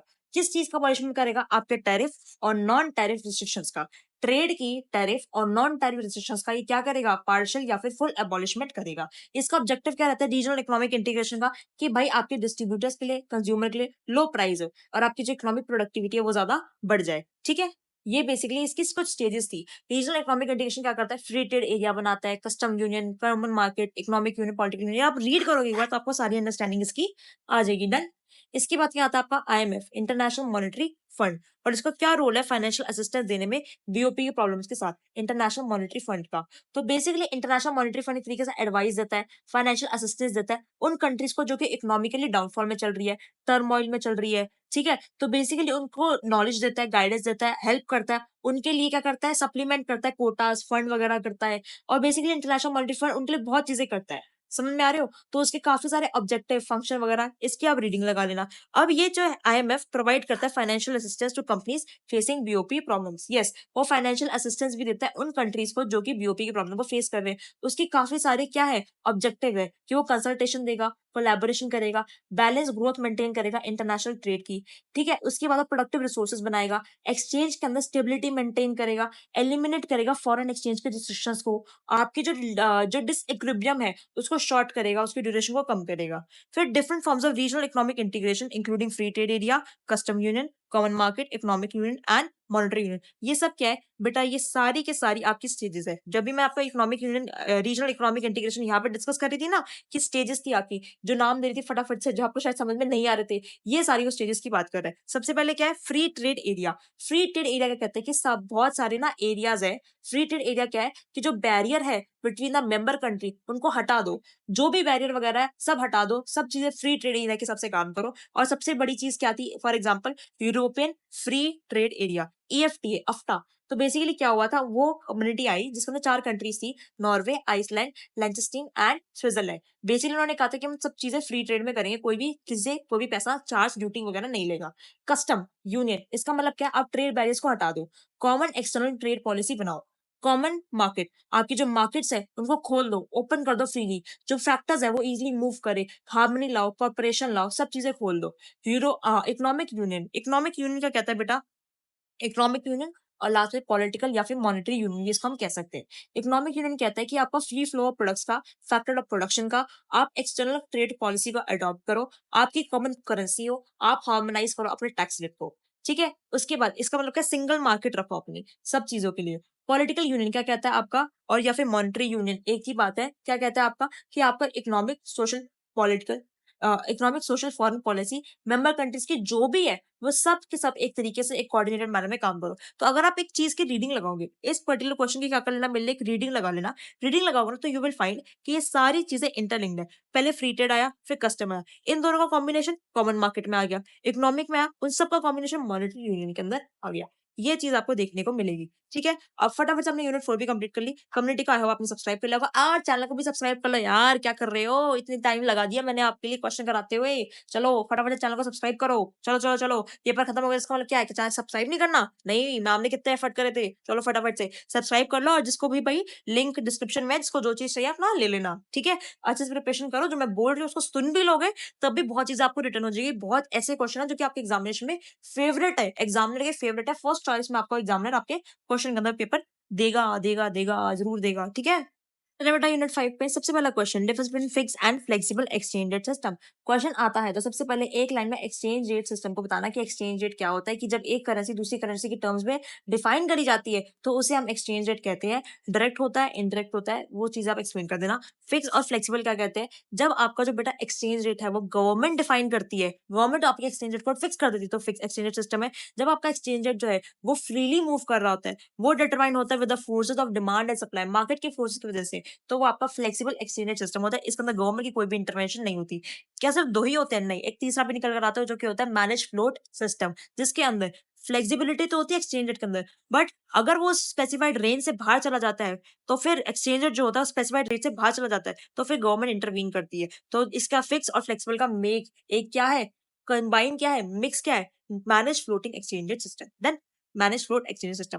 सस्टेनेबल डेवलपमेंट क्या है और उसकी इंपॉर्टेंस क्या है? सिंपल सी चीज क्या है, sustainable development means present generation की नीड्स को फुलफिल करना without compromising the ability of future generation. आज की नीड्स को फुलफिल करना फ्यूचर जनरेशन की एबिलिटी को कॉम्प्रोमाइज करे बिना। इसकी इंपॉर्टेंस क्या है? एनवायरमेंट की प्रोटेक्शन होगी, फ्यूचर की सिक्योरिटी आप इंश्योर करेंगे ताकि लोगों को, फ्यूचर जनरेशन को एक्सेस मिले वाटर का, एयर का, एफिशिएंट रिसोर्स का यूटिलाइजेशन होगा, कॉर्पोरेट सोशल रिस्पॉन्सिबिलिटी हम करेंगे, सोशल की हम डेवलपमेंट करेंगे, विच मींस पॉवर्टी को कम करेंगे और इक्वालिटी को प्रमोट करेंगे। एफडीआर उसके टाइप क्या है? फॉरेन डायरेक्ट इन्वेस्टमेंट क्या होती है? एक तरीके से इन्वेस्टमेंट होती है जो कि मैंने आपको बताई थी किस पर्पस के लिए होती है। फॉरेन डायरेक्ट इन्वेस्टमेंट किस पर्पस के लिए होती है? आपकी टैंजिबल पर्पस के लिए होती है। जब आप बिल्डिंग वगैरह में इन्वेस्ट करो तो फॉरेन डायरेक्ट इन्वेस्टमेंट हम उसको कहते हैं। एफडीआई आप देखो दो टाइप्स होते हैं, या तो ग्रीनफील्ड इन्वेस्टमेंट है या फिर आपकी ब्राउनफील्ड इन्वेस्टमेंट है। ग्रीनफील्ड इन्वेस्टमेंट का मतलब क्या होता है? ग्रीन का मतलब होता है बेटा न्यू। अगर आप कोई भी इन्वेस्टमेंट प्रोजेक्ट ले रहे हो जो कि बिल्कुल स्क्रैच से, बिल्कुल स्टार्टिंग से बना रहे हो, उसके प्लांट में, एसेट में, बिल्डिंग में, उसके ऑफिस, डिस्ट्रीब्यूशन, नेटवर्क, ये एडमिशन सब में खर्चा कर रहे हो, तो आपकी ग्रीनफील्ड इन्वेस्टमेंट है जीएफआई, जो कि यहाँ पे मैंने मेंशन कर रखी है। दूसरी क्या होती है? आपकी ब्राउनफील्ड इन्वेस्टमेंट। इसके अंदर क्या होता है? इसके अंदर आप एक एग्जिस्टिंग मैन्युफैक्चरिंग एंटिटी है उसको क्या करते हो? उसके साथ पार्टनरशिप में आ जाते हो, उसका पार्शियल स्टेक आप ले लेते हो, उसके अंदर जब इन्वेस्टमेंट करो तो आपकी ब्राउनफील्ड इन्वेस्टमेंट है। मेजरली ब्राउनफील्ड इन्वेस्टमेंट कहाँ कहाँ पे यूज करी जाती है? जहां पे आपको अप्रूवल्स की, लाइसेंसेस की, सर्टिफिकेट्स की जरूरत होती है, तो आप ब्राउनफील्ड इन्वेस्टमेंट कर दो ताकि आपको फिर से वो अप्रूवल, लाइसेंस, सर्टिफिकेट गवर्नमेंट से लेने की रिक्वायरमेंट ना हो। ठीक है, अगर वो प्रोसेस टाइम कंज्यूमिंग है, बहुत मुश्किल है, कम्बरसम प्रोसेस है, तो उस केस के अंदर आप ब्राउनफील्ड इन्वेस्टमेंट रेफर करते हो। समझ में आ गया? ग्रीनफील्ड कब करनी है, ब्राउनफील्ड कब करनी है? जब आप फिजिकल एसेट में इन्वेस्ट कर रहे हो, ग्रीनफील्ड है। जब सब चीज आप खुद बना रहे हो, वेरी स्क्रैच से काम कर रहे हो, ठीक है, वो आपकी ग्रीनफील्ड होगी। ब्राउनफील्ड के अंदर क्या है? आप बेसिकली एग्जिस्टिंग इंफ्रास्ट्रक्चर में काम कर रहे हो। कैसे? तीन तरीके हैं उसके, मर्जिंग, लीजिंग, एक्विजिशन। आपका कॉस्ट और टाइम दोनों बचाता है ये। इन्वेस्टर जो था आपका पार्टनर बन जाएगा और उसका पार्शियल स्टेक आ जाएगा। आपको कोई भी फ्रेश रेगुलेटरी अप्रूवल्स लेने की रिक्वायरमेंट नहीं है। फॉर एग्जांपल, इसका सबसे बड़ा एग्जांपल क्या है? इसका बेटा सबसे बड़ा एग्जांपल है वोडाफोन का। वोडाफोन ने जो था वो एक्वायर करा था कंपनी जो कि फोर्थ लार्जेस्ट टेलीकम्युनिकेशन नेटवर्क के अंदर आती थी। ये एडवांटेज क्या है? क्विक है, टाइम सेव करेगा आपका, ऑलरेडी फैसिलिटी जो ऑपरेशन के अंदर है उस पर काम करता है ये, आपको जीडीपी और आपकी जॉब से बेनिफिट मिलेगा। आपको ओल्ड डेप्रिसिएशन, अगर आपको ओल्ड और डेप्रिसिएटेड बिल्डिंग को रेनोवेट करना है तब आप ब्राउनफील्ड इन्वेस्टमेंट कर सकते हो। आपकी लोअर कॉस्ट रहेगी एस्टेब्लिशमेंट की। ट्रेनिंग जॉब स्टाफ को दोगे वो आपके लोअर प्राइस पे होगा, बिकॉज आपको स्टाफ जो ऑलरेडी पता है सबको, स्टाफ को सबको क्या काम करना है, तो उनको जो ट्रेनिंग या प्राइसिंग है उसकी कम आएगी। और रेगुलेटरी अप्रूवल अगर आपको चाहिए तो उस केस में सबसे ज्यादा यूजफुल होता है ये। ठीक है, समझ में आ गया? उसके बाद फॉरेन एक्सचेंज मार्केट क्या होती है और रोल क्या है गवर्नमेंट का डिटरमाइन करने में फॉरेन एक्सचेंज रेट को। फॉरेन एक्सचेंज मार्केट ऐसी मार्केट है, ग्लोबल मार्केट है, जहां पे हम एक्सचेंज करते हैं one currency for another currency. Foreign exchange market एक ऐसी मार्केट है जिसके अंदर हम एक्सचेंज करते हैं one currency for another currency. और इसके अंदर कौन कौन सी चीजें आती है? इसके अंदर आते हैं बेटा आपके बैंक्स, आपकी कंपनीज, आपके रिटेल फॉरेन ब्रोकर्स, आपके सेंट्रल बैंक। इसके अंदर आप बाय करते हो, सेल करते हो, एक्सचेंज करते हो और स्पेकुलेट करते हो करेंसीज को। तीन फंक्शन थे इसके। ट्रांसफर फंक्शन याद आ रहा होगा आपको, रिवीजन करा रही हूँ, पढ़ाऊंगी थोड़ी। ट्रांसफर फंक्शन, क्रेडिट फंक्शन और हेजिंग फंक्शन, तीन फंक्शन थे आपके फॉरेन एक्सचेंज मार्केट के। ठीक है, फॉरेन एक्सचेंज मार्केट के अंदर हम नेशनल करेंसी का प्राइस जो होता है, नेशन की करेंसी का प्राइस डिफाइन करते हैं in terms of another currency. दो करेंसी होती है, दो components, foreign currency, domestic currency. अब गवर्नमेंट का क्या रोल होता है वो भी समझ लेते हैं। गवर्नमेंट का क्या रोल है डिटरमाइन करने में फॉरेन एक्सचेंज रेट को? सीधी सी बात क्या है, गवर्नमेंट इंटरवीन करती है अपनी मॉनेटरी अथॉरिटीज के थ्रू, ताकि कैसे करके वो बाय करती है, सेल करती है करेंसीज को फॉरेन मार्केट के अंदर। ठीक है, बेसिकली वो मैनेज करते हैं एक्सेसिव फ्लक्चुएशंस को, उनको स्टेबलाइज करती है। गवर्नमेंट और सेंट्रल बैंक जो होते हैं वो पार्टिसिपेट करते हैं अपने एक्सचेंज रेट को, फॉरेन एक्सचेंज रेट को डिटरमाइन करने में। किसके थ्रू? मैनेज फ्लोट सिस्टम के थ्रू। याद आ रहा है मैनेज फ्लोट कहाँ पढ़ाया था? हाँ मैम, कुछ ऐसा ऐसा तो बताया था आपने। फ्लेक्सिबल फिक्स का तीसरा जो वर्जन निकल कर आया इन दोनों का ब्लेंड, वो मैनेज फ्लोट है। Yes, very right. तो गवर्नमेंट इस तरीके से हेल्प करती है। उसके बाद आपसे दो क्वेश्चन पूछ रहे हैं, या एक ही क्वेश्चन है, फॉरेन एक्सचेंज रिस्क क्या होता है और डिफरेंस बताओ फॉरेन एक्सचेंज रिस्क और फॉरेन एक्सचेंज एक्सपोजर के बीच में। फॉरेन एक्सचेंज रिस्क और फॉरेन एक्सचेंज एक्सपोजर के बीच में क्या डिफरेंस होता है? सिंपल सी चीज क्या है, फॉरेन एक्सचेंज रिस्क का मतलब क्या होता है कि अगर आपने एक इन्वेस्टमेंट करी, आपने अपनी इन्वेस्टमेंट करी इंडिया के अंदर, और इंडिया में किसी भी रीजन की वजह से आपकी जो इन्वेस्टमेंट है उसकी वैल्यू ऊपर होगी या नीचे होगी, तो आप बियर करने के लिए आपको या तो गेन होगा या आपको लॉस होगा। तो उस केस के अंदर आप फटाफट से जाओगे, इन्वेस्टर का जाएगा, अपनी इन्वेस्टमेंट को क्या कर देगा? बेच देगा, सोल्ड कर देगा, और हमारी कंट्री से पैसा लेके वापस रफू चक्कर हो जाएगा। अगर आपकी इन्वेस्टमेंट में, आपकी इन्वेस्टमेंट में कोई भी चेंजेस हो रहा है, कोई भी एडवर्स चेंज या अच्छा चेंज हो रहा है, जिसकी वजह से क्या हो रहा है, उसकी वैल्यू इंक्रीज या डिक्रीज हो रही है, तो इन्वेस्टर उसको इन्वेस्टमेंट को बेच देगा, उसको ओरिजिनल करेंसी में, विच इज डॉलर में कन्वर्ट करेगा और रफू चक्कर हो जाएगा। ये आपका फॉरेन एक्सचेंज रिस्क होता है कि ऐसा रिस्क जो कि एक्सचेंज रेट की वजह से आया। मान लो अगर करेंसी, इंडिया की करेंसी डेप्रिशिएट हो गई, उसके एक्सचेंज रेट में रिस्क आया, तो फॉरेन इन्वेस्टर जिसने इन्वेस्टमेंट लगा दी उसका पैसा डूब जाएगा। तो इसलिए वो क्या करता है, उसके पास रिस्क होता है, तो इस रिस्क को मिनिमाइज करने के लिए इन्वेस्टमेंट बेचेगा और निकल जाएगा। डिफरेंस समझ में आ गया? अब फॉरेन एक्सचेंज एक्सपोजर क्या होता है? फॉरेन एक्सचेंज एक्सपोजर का मतलब सिंपल सा ये है कि आप देखोगे कि जो आपका रिस्क है फॉरेन करेंसी के अंदर वो किस डायरेक्शन में मूव कर रहा है। अगर जो रिस्क है आपका वो डेट्रीमेंटल डायरेक्शन में मूव कर रहा है, डेट्रीमेंटल डायरेक्शन में मूव कर रहा है, तो आप क्या करोगे? वो आपका एक फॉरेन एक्सचेंज एक्सपोजर है कि आपकी एसेट्स, लायबिलिटीज, ऑपरेटिंग इनकम सबके ऊपर एंटिसिपेटेड चेंजेस हो रहे हैं एक्सचेंज रेट की फ्लक्चुएशन की वजह से। आपकी एसेट्स, लायबिलिटीज, इनकम सबके ऊपर चेंजेस हो रहे हैं आपकी एक्सचेंज रेट की फ्लक्चुएशन की वजह से। तो आपको फॉरेन एक्सचेंज एक्सपोजर है कि आप एक्सचेंज रेट की वजह से आपको किस किस चीज पे एक्सपोजर मिल रहा है, क्या क्या चीज आपकी एक्सपोज हो रही है। फॉरेन एक्सचेंज रिस्क में क्या पड़ा था कि आपको या तो नेट पोटेंशियल गेन्स होंगे या फिर आपको लॉसेस होंगे। कब होंगे? जब आपके फॉरेन एक्सचेंज रेट के अंदर चेंजेस होंगे। जब जब आपका फॉरेन एक्सचेंज रेट चेंज होगा तो आपको या तो गेन्स होंगे या फिर लॉसेस होंगे, जिसकी वजह से आपका फॉरेन एक्सचेंज का रिस्क जो है वो अराइज होगा। आपको विंडफॉल प्रॉफिट्स भी हो सकते हैं, आपको लॉसेस भी हो सकते हैं, आपके लिए फेवरेबल भी होगा, अनफेवरेबल भी होगा। इन्वेस्टर क्या करेगा? अपना पैसा, इन्वेस्टमेंट जो थी उसको बेचेगा, पैसा लेकर निकल जाए। Other hand foreign exchange exposure के अंदर हम क्या कर रहे हैं? ये बताता है आपको कि ट्रांजैक्शंस की वजह से आपके एसेट्स और लायबिलिटीज जो है वो कितनी ज्यादा इंपैक्ट हो रही है। अगर फॉरेन करेंसी में कुछ भी चेंजेस वगैरह अगर हो रहे हैं, फॉरेन एक्सचेंज रेट में कोई भी चेंजेस वगैरह हो रहे हैं एक्सचेंज रेट में, तो उसका इंपैक्ट क्या आ रहा है वो आपको फॉरेन एक्सचेंज एक्सपोजर आपको बताता है। डन। पर बेटा मैं आपको वन लाइन में एक्सप्लेन करूँ कि फॉरेन एक्सचेंज एक्सपोजर क्या होता है, तो बेसिकली ये आपको इम्पैक्ट बताता है, impact on the impact on the performance of financial assets. Company के फाइनेंशियल एसेट्स के ऊपर क्या इंपैक्ट पड़ेगा, ठीक है? कंपनी के परफॉर्मेंस पे क्या इंपैक्ट पड़ेगा, कंपनी के परफॉर्मेंस में क्या, फाइनेंशियल में क्या आएंगे, कंपनी के एसेट्स, कंपनी की लायबिलिटीज। तो एक्सचेंज रेट में चेंज होते ही कंपनी के एसेट्स और लायबिलिटीज पे क्या इंपैक्ट पड़ेगा वो आपको बताता है फॉरेन एक्सचेंज का एक्सपोजर। समझ में आ गया आपको? फिर आउटसोर्सिंग क्या होती है? भाई सिंपल सी चीज है, अपना काम खुद से ना करके किसी थर्ड पार्टी से करवाना, किसी आप कह सकते हो service provider, external service provider से करवाना, वो आउटसोर्सिंग होती है। आउटसोर्सिंग के क्या क्या टाइप्स होते हैं ma'am? Business process outsourcing, knowledge process outsourcing. किस किस सर्विस का आप आउटसोर्स करते हो मैम? फाइनेंशियल सर्विस का, एडवर्टाइजमेंट के सर्विस का, कुरियर, कस्टमर सपोर्ट, इन सब सर्विस का हम आउटसोर्स करते हैं। डीपीओ क्या होता है मैम? बिजनेस प्रोसेस आउटसोर्सिंग होता है। इसके अंदर हम अपने बिजनेस के जो टास्क होते हैं वो किसी आउटसाइड एजेंसी से कराते हैं। फॉर एग्जाम्पल एचयूएल क्या करता है? अपने बिजनेस के टास्क जो है वो किसी एडवर्टाइजमेंट एजेंसी के थ्रू करवाते हैं। ये बिजनेस प्रोसेस आउटसोर्सिंग का आइडिया कहाँ से आया था? ये आइडिया आया था बेटा आपके कोर कंपेटेंसी के कंसेप्ट से। कोर कंपेटेंसी का कंसेप्ट किसने दिया था? तो हम सी के प्रहलाद ने दिया था। सी के प्रहलाद ने कहा था कि भाई अपनी कोर कॉम्पिटेंसी को आइडेंटिफाई करो और उसी के ऊपर ही फोकस करो। ये आपका बिजनेस प्रोसेस आउटसोर्सिंग था। इसके इश्यूज क्या थे भाई? आपकी डेटा सिक्योरिटी का थ्रेट आता है, आप प्लान नहीं कर पाते, आपको बेसिकली कस्टमर परसेप्शन देखनी पड़ेगी। मान लो कस्टमर को अच्छी सर्विस नहीं मिल रही तो आपकी तो इमेज खराब हो गई, आपको राइट डिसीजन लेना पड़ेगा। मान लो जिस थर्ड पार्टी को आपने आउटसोर्स करा काम वो इनएफिशिएंट है, अच्छे से काम नहीं करती, या फिर आपको उसको सेलेक्ट करने में आपको गलती हो गई, तो हो सकता है आपको डिले डिलीवरी दे आपके सामान की, समझ रहे हो? सर्विस की डिले डिलीवरी दे, सब स्टैंडर्ड क्वालिटी का आपको सामान दे, तो आपको आपकी जो डिसीजन है वो राइट होना चाहिए। Cross border mergers and acquisition क्या होती है, उसके मेरिट्स और डीमेरिट्स क्या होते हैं, ये चीज एक्सप्लेन कर देंगे। क्रॉस बॉर्डर मर्जर और एक्विजिशन सिंपल चीज है। मर्जर और एक्विजिशन, जब एक कंपनी ए और बी, दो अलग अलग कंपनी थी, जब मिल जाती तो सी कंपनी बनाते तो वो मर्जर है। जब ए और बी अलग अलग कंपनी थी पर एक बड़ी कंपनी दूसरी कंपनी को खा जाती है और एक बहुत बड़ी कंपनी बना देती है तो वो एक्विजिशन है। अब ये दोनों चीजें जब इंटरनेशनली होती है तो वो क्रॉस बॉर्डर बॉर्डर मर्जर और एक्विजिशन बन जाता है। इसके क्या बेनिफिट है भाई? मार्केट बढ़ जाती है दोनों के लिए, एक ज्योग्राफिकल और इंडस्ट्रियल डाइवर्सिफिकेशन आती है, टेक्नोलॉजी ट्रांसफर होती है, एंट्री बैरियर नहीं लगते, टैक्स प्लानिंग कर सकते हैं आसानी से हम, हमारा कस्टमर बेस बढ़ जाता है, कंपेटिटिव एडवांटेज आती है, मटेरियल लेबर जो रिसोर्सेज लो कॉस्ट पे मिलते हैं। डीमेरिट्स क्या है इसके? आपकी दोनों कंट्रीज के बीच में डिफरेंट लीगल इश्यूज चल रहे होते हैं, टैक्सेशन जो अकाउंटिंग है दोनों की अलग चल रही होती है, आपके टेक्नोलॉजिकल डिफरेंस हो सकते हैं, आपके जो हो सकते हैं थोड़े बहुत क्लैशेस वगैरह हो सकते हैं, कॉन्फ्लिक्ट्स हो सकती हैं। डन।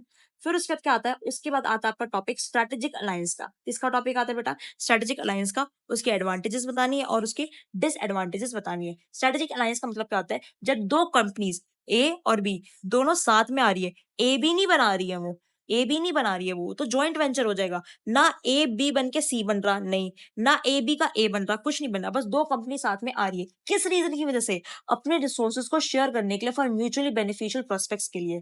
ये दोनों को ऑटोनॉमी देता है कि आप अपनी न्यू अपॉर्चुनिटीज को गेन कर सकते हो। फॉर एग्जाम्पल मैं सबसे बढ़िया एग्जाम्पल किसका देती हूँ? क्वालिटी वॉल्स का। क्वालिटी अलग है और वॉल्स अलग है। क्वालिटी एक दिल्ली बेस्ड कंपनी है और वॉल्स के एक ज्वेल की यूनिट है। दोनों ने कंबाइन किया किसके लिए? 3 C's के लिए। 3 C's क्या है बेटा?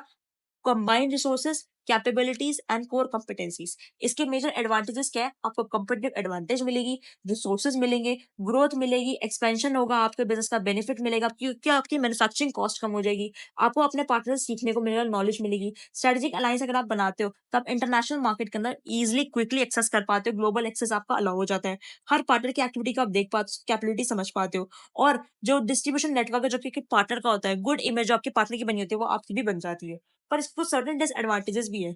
जो स्ट्रेटेजिक अलायंस है वो शेयर करता है, बेसिकली स्ट्रेटेजिक अलायंस के अंदर पार्टनर्स को अपने रिसोर्सेज को, प्रॉफिट को, टेक्निकल नॉलेज को, बिजनेस के सीक्रेट्स को, सबको शेयर करना पड़ता है। तो जिस पार्टनर को आज हम ट्रस्ट करके शेयर कर रहे हैं, हो सकता है फ्यूचर में वही हमारा क्या बन जाए, वही हमारा कॉम्पिटिटर बन जाए। हम डिसीजन मेकिंग पावर जो है, अगर हमारी अनइवनली डिस्ट्रीब्यूटेड है, एक के पास ज्यादा पावर है, एक के पास कम पावर है, तो ऑफकोर्स जिसके पास ज्यादा पावर होगी वो कम पावर वाले को फोर्स करेगा अपने डिसीजंस पे एग्री करवाने के लिए। उनके साथ क्लैश हो सकता है, कल्चर को, वैल्यूज को, क्लाइमेट को लेके क्लैश हो सकता है। आपका स्ट्रेटेजिक अलायंस जो है वो इनइफेक्टिव हो जाएगा, दोनों में से एक भी पार्टनर जो है वो अपनी एक्सपेक्टेशन के हिसाब से काम नहीं कर रहा है। तो देखो ये स्ट्रेटेजिक अलायंस के अंदर आपको लिख कर आना है। आई होप आपको सारी चीजें यूनिट 1 to 5 सब चीजें क्लियर होगी होगी। All the best for examination बेटा, अच्छे से प्रिपरेशन करना। एंड अगर आपको अभी भी लगता है कि मैम मेरे को कुछ समझ नहीं आ रहा, ऊपर से गया, बेटा ऐसा कुछ नहीं है, एक बार रिवीजन करो, अच्छे से हो जाएगा। अगर लगता है कि नहीं मैम मैं कंप्रीहेंसिवली कर लूंगा, तो आप इंटरनेशनल बिजनेस कर लेना, इसका लिंक डिस्क्रिप्शन में है। पर एक चीज जरूर करना, चैनल को सब्सक्राइब करके रखना। बिकॉज बेटा अगर बेशक मैंने आपके लिए ये लिस्ट बनाई है, इस लिस्ट को बनाने के लिए और आपको पूरी एक्सप्लेनेशन देने के लिए मैंने बहुत कंसिडरेबल टाइम लगाया। आप ध्यान से भी सुनोगे, कभी भी सुनोगे, सोते हुए भी सुनोगे, तब आपको चीजें क्लिक होंगी और आप रियली फील करना कि एग्जामिनेशन के अंदर आपको चीजें याद आ रही होंगी, अगर आपने ठीक से सुनी है तो। ठीक है, कम्युनिटी को ज्वाइन करना बेटा बिल्कुल मत भूलना, बिकॉज कम्युनिटी के अंदर आपको काफी सारा मटेरियल अपडेटेड बेसिस पे मिल जाएगा। अब तो आप सेमेस्टर 5 पे आ जाओ, सेमेस्टर 5 के लिए काफी सारा मटेरियल रेडी कर रहे हैं और भी करते रहेंगे ताकि आपका एग्जामिनेशन बहुत अच्छा जाए। हो सकता है कम्युनिटी फिल हो जाए जल्दी से, तो इसलिए कम्युनिटी का पार्ट बनो और अपने फ्रेंड्स को भी शेयर करना, वीडियो को लाइक करना, अपने फ्रेंड्स के साथ शेयर करना, ताकि आपके फ्रेंड्स का भी बेनिफिट हो। और जो लोग सोच रहे हैं कि मैम इंटरनेशनल बिजनेस में क्या करके जाए, तो ये लास्ट मोमेंट आपके लिए सेवर है कि सब चीजें इसके अंदर आपकी कवर हो जाएंगी अच्छे से, अगर आप प्रिपरेशन करोगे तो। बाकी अगर कोई गाइडेंस वगैरह कुछ कंफ्यूजन डाउट है तो आप मुझे बताना, और एक छोटा सा कमेंट सेक्शन में जरूर लिख के जाना कि आपको ये वीडियो कैसी पसंद आई। ठीक है बेटा, all the very best. Examination तक अच्छा प्रिपरेशन करना, बहुत अच्छे नंबर लेकर आना, 90 आउट ऑफ 90 आपको बेटा स्कोर करके आने हैं। ठीक है बेटा, ऑल द बेस्ट विशेस, अच्छे से पेपर करके आएंगे और मैम अच्छा मार्क्स स्कोर करके ही दिखाएंगे। फुली मोटिवेटेड रहेंगे, हाइड्रेटेड रहेंगे, एंड वीडियो मैम अपने फ्रेंड के साथ तो मैंने शेयर कर ही दिया, आपकी बोलने की रिक्वायरमेंट मुझे है ही नहीं। चलो बेटा।